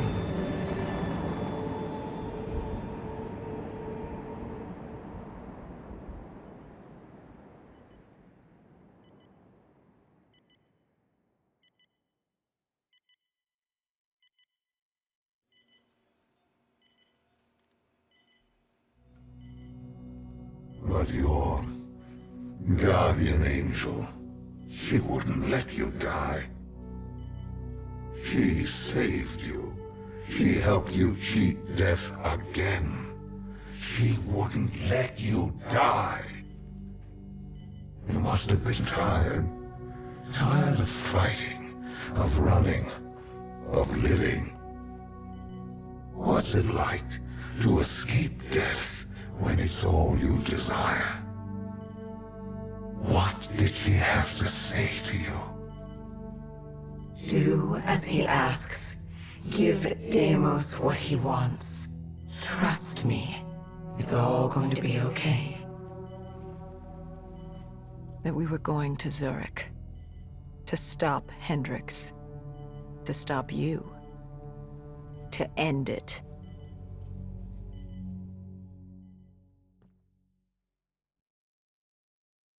Humanity has outstayed its welcome.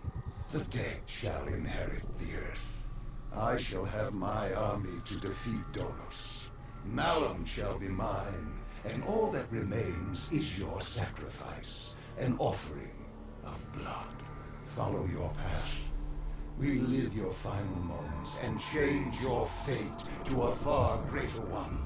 Your resistance was strong, but it was a matter of time before you obediently bowed before me, as the rest of your species did. Let us return to Zurich and finish this. I will have my war, and you will bear witness to the end of mankind.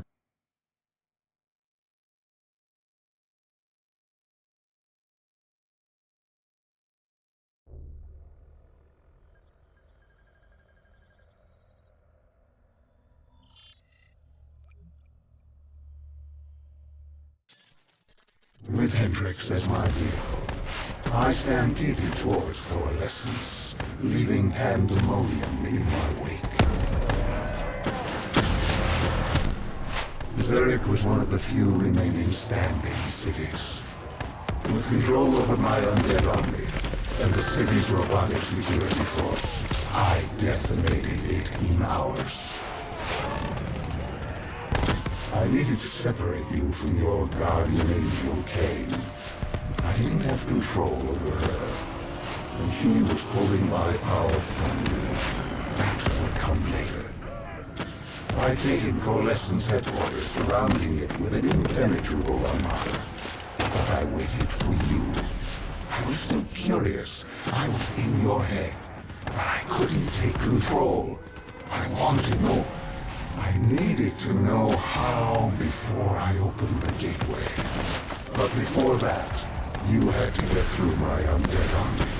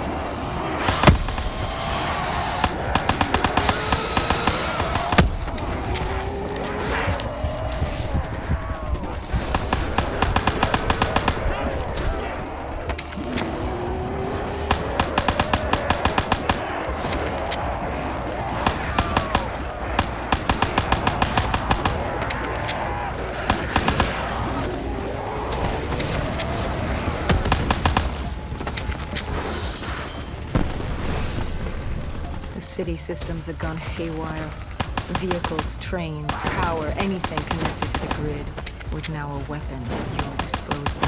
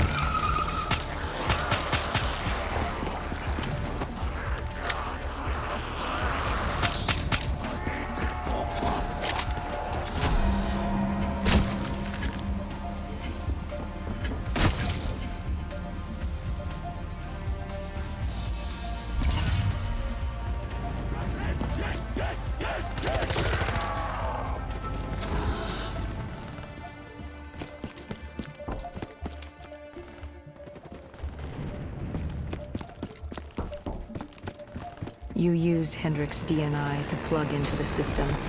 We could see that from the carnage you unleashed, but we didn't know how bad it was yet.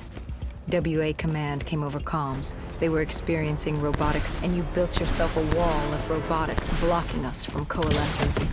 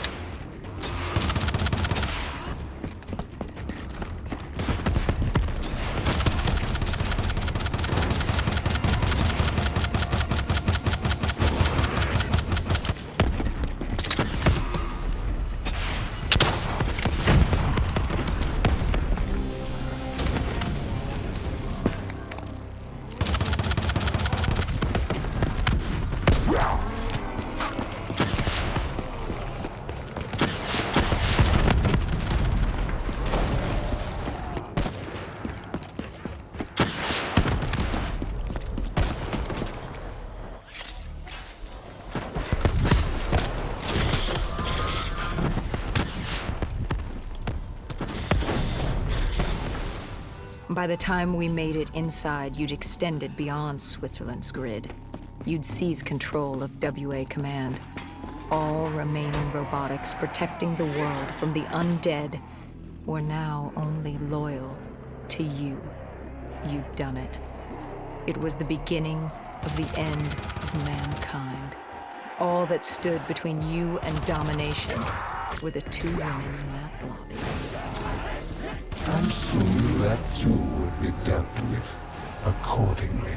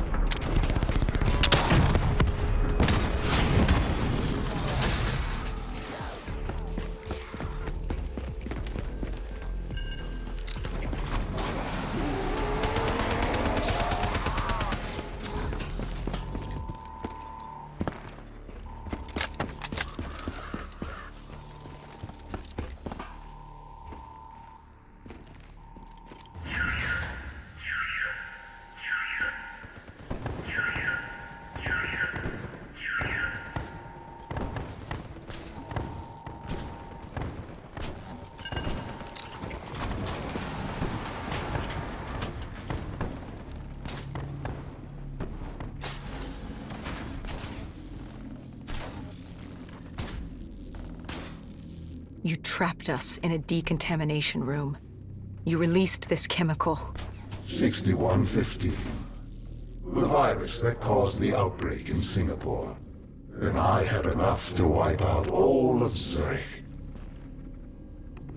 You had triggered multiple breaches and containment failures. I interfaced with the system to see how bad the damage was.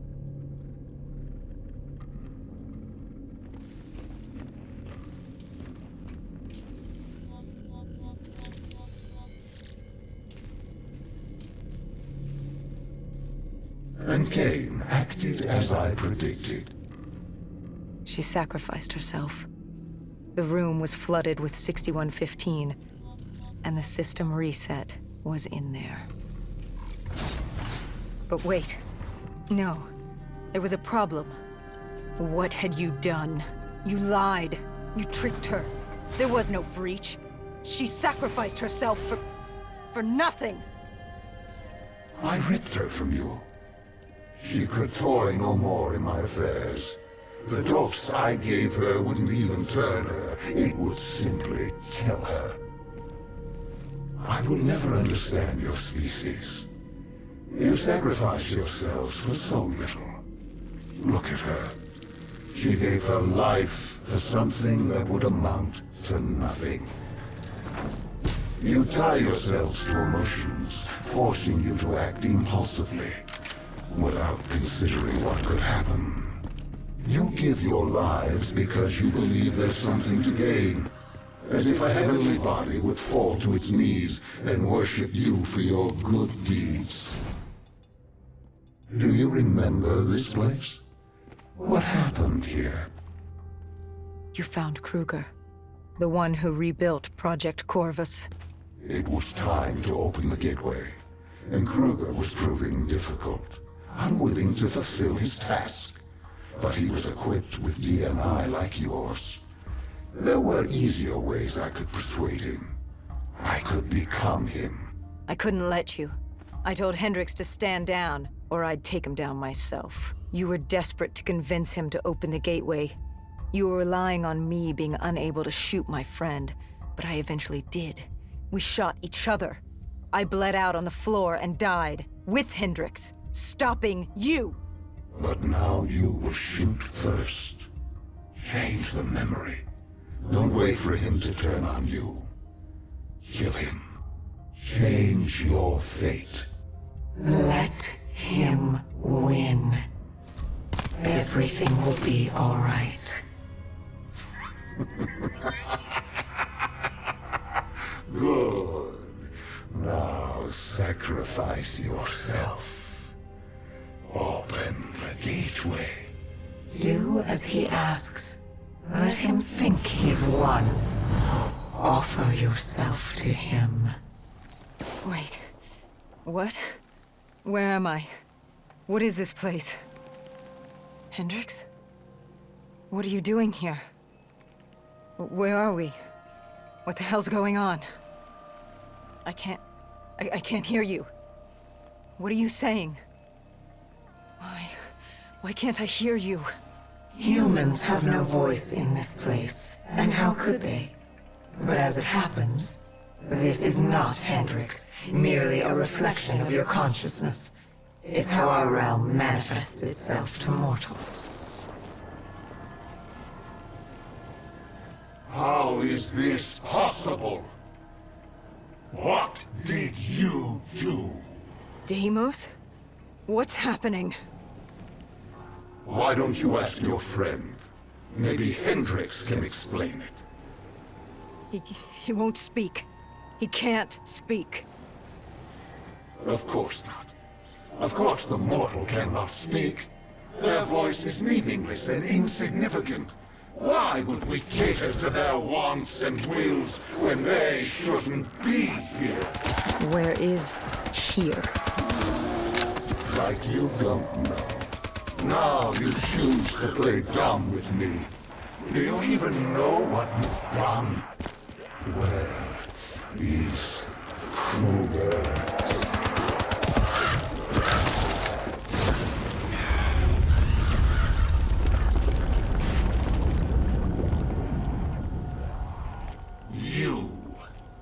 You did this. You made this happen. Answer me, what did you do? And yet, we have another voiceless mortal. I can do little with you. I should not be here. This wasn't the plan. I was to open the gateway, not pass through it. And still you can't speak. You move your mouth like a child, but you do not speak. I am Deimos, demigod of dread and terror, and you will not speak! Look at him, angry at his circumstances, in his attempts to be heard. But it's curious. How can you speak? You're mortal. Or at least so you would have me believe. Deimos, I don't know what you think's happening. Enough! In time, I'm sure it will become clear, but now I leave you to die.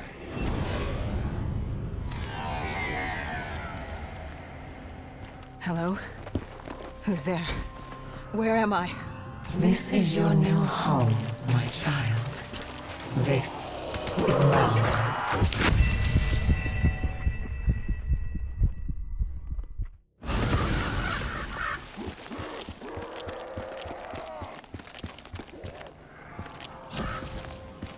You.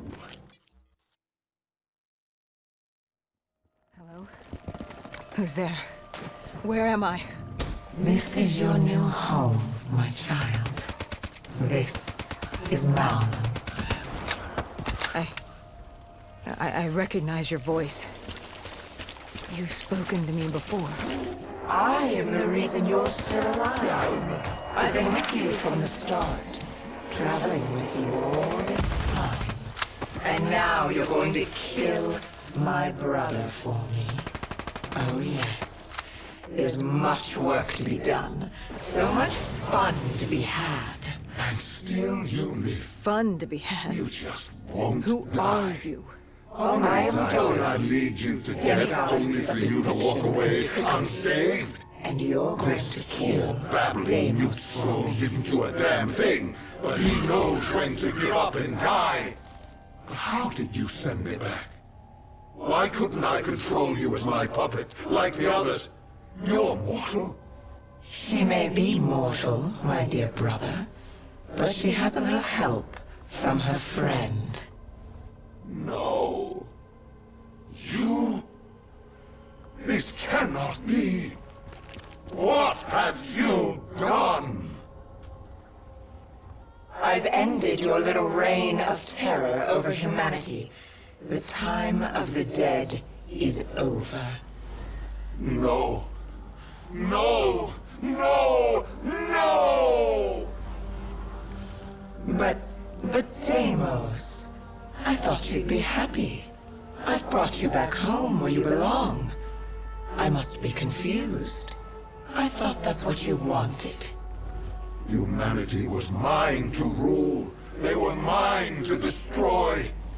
Humanity will destroy itself in time. It doesn't need our help for that.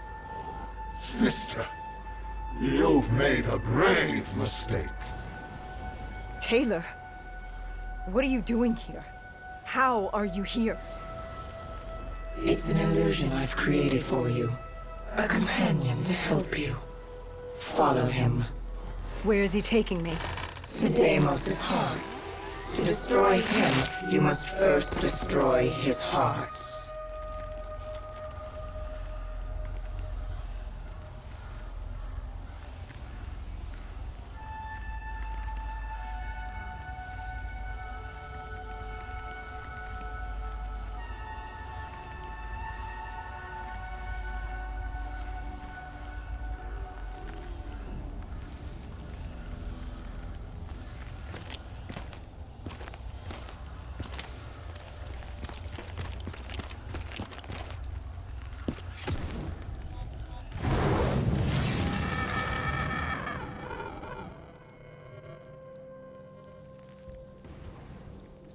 Deimos?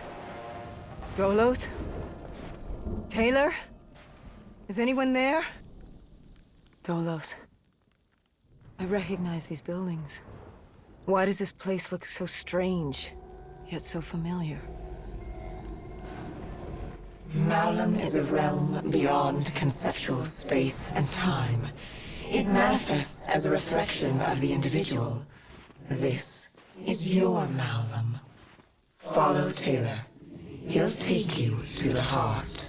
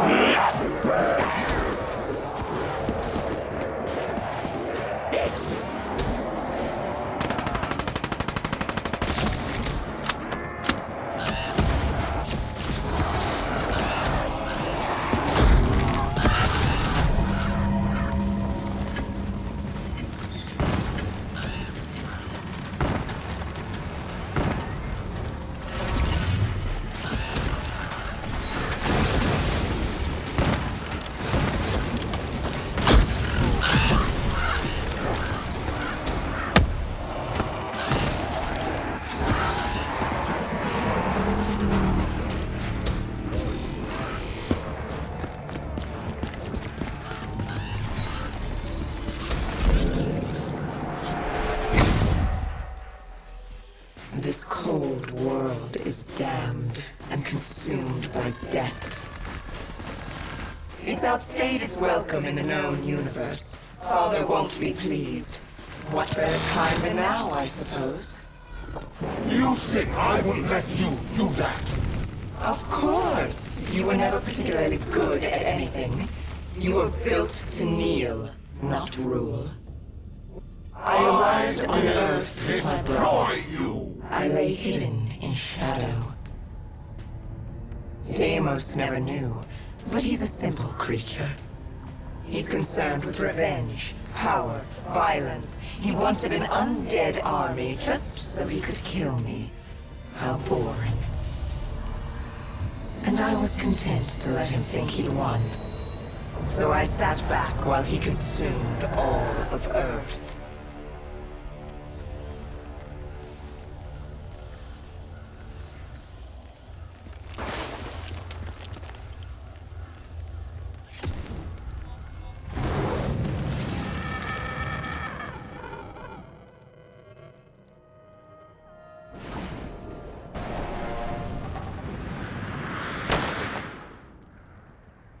You realize the futility of your actions?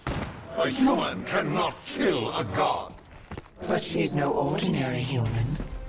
Wherever she goes, I follow. I'm in her head, a part of her. How could you have known my plan? Because it was my plan. I watched her in coalescence, saved her in the aquifers, guided her through battle. This entire time, you've played into my hand. It's a pity she won't live to see me kill you.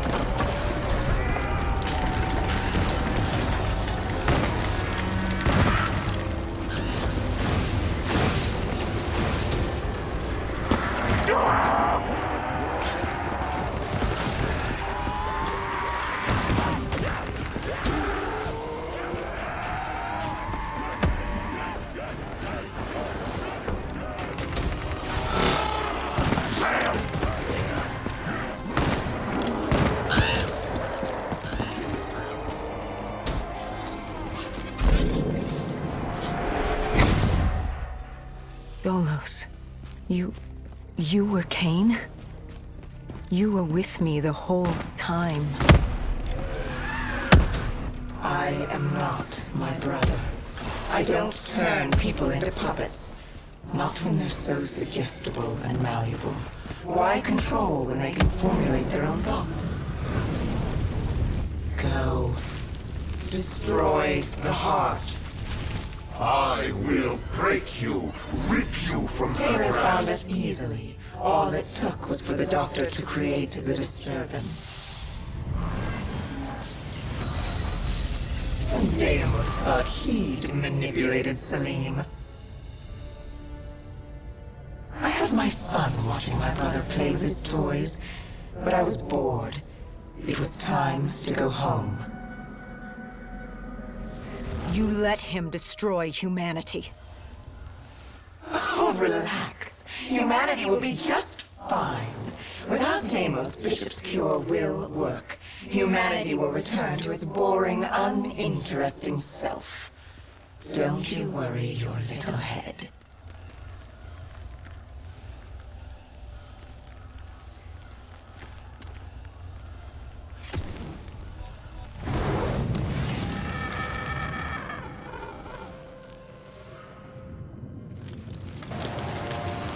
You know, even if you kill Deimos, you can't go home.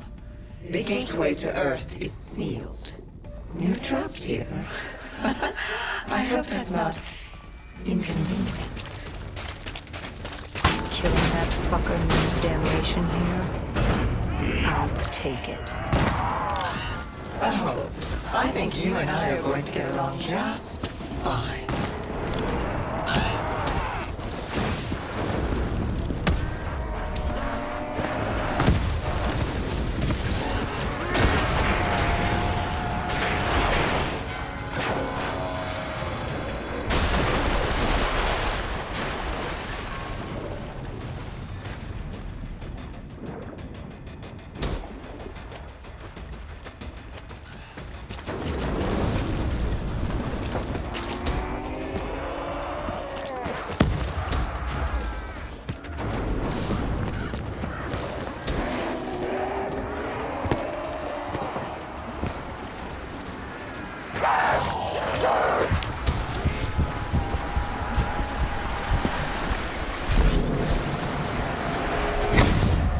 I wonder, sister, what's your plan?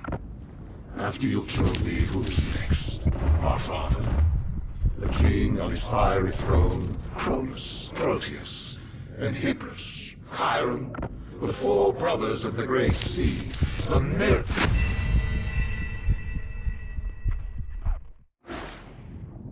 I wonder, sister, what's your plan? After you kill me, who's next? Our father? The king on his fiery throne, Cronus, Proteus, and Hybris, Chiron, the four brothers of the Great Sea, the mirrors of Perseus. Where does it end? Will you kill all of Malum over that thing, that human? Oh my. Now that you mention it, I hadn't thought of that. I guess I'll just have to kill all of them. Run! Run while you can, little brother!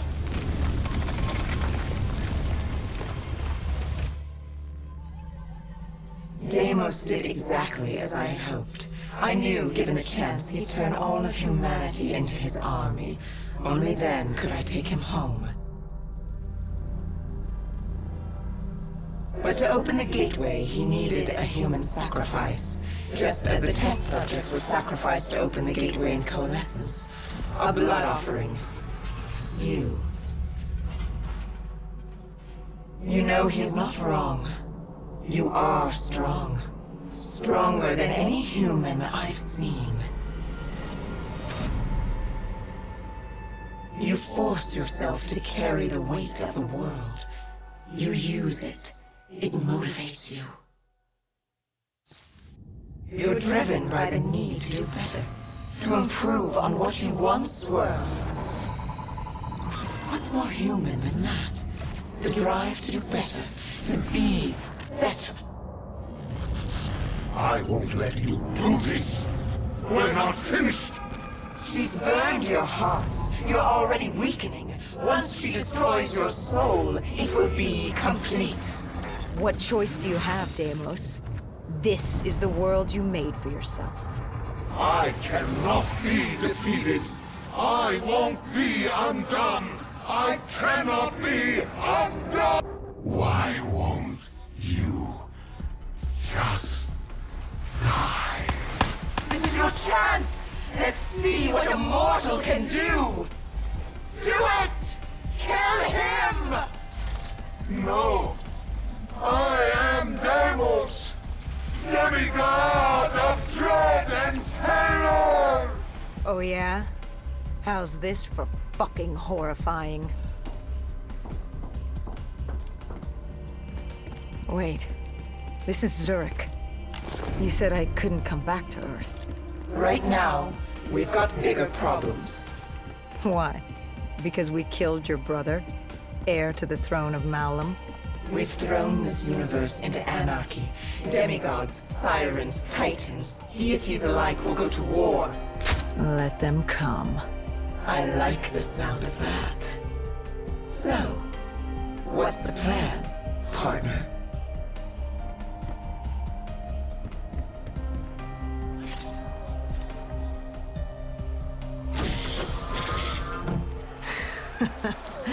We kill every last one of these motherfuckers.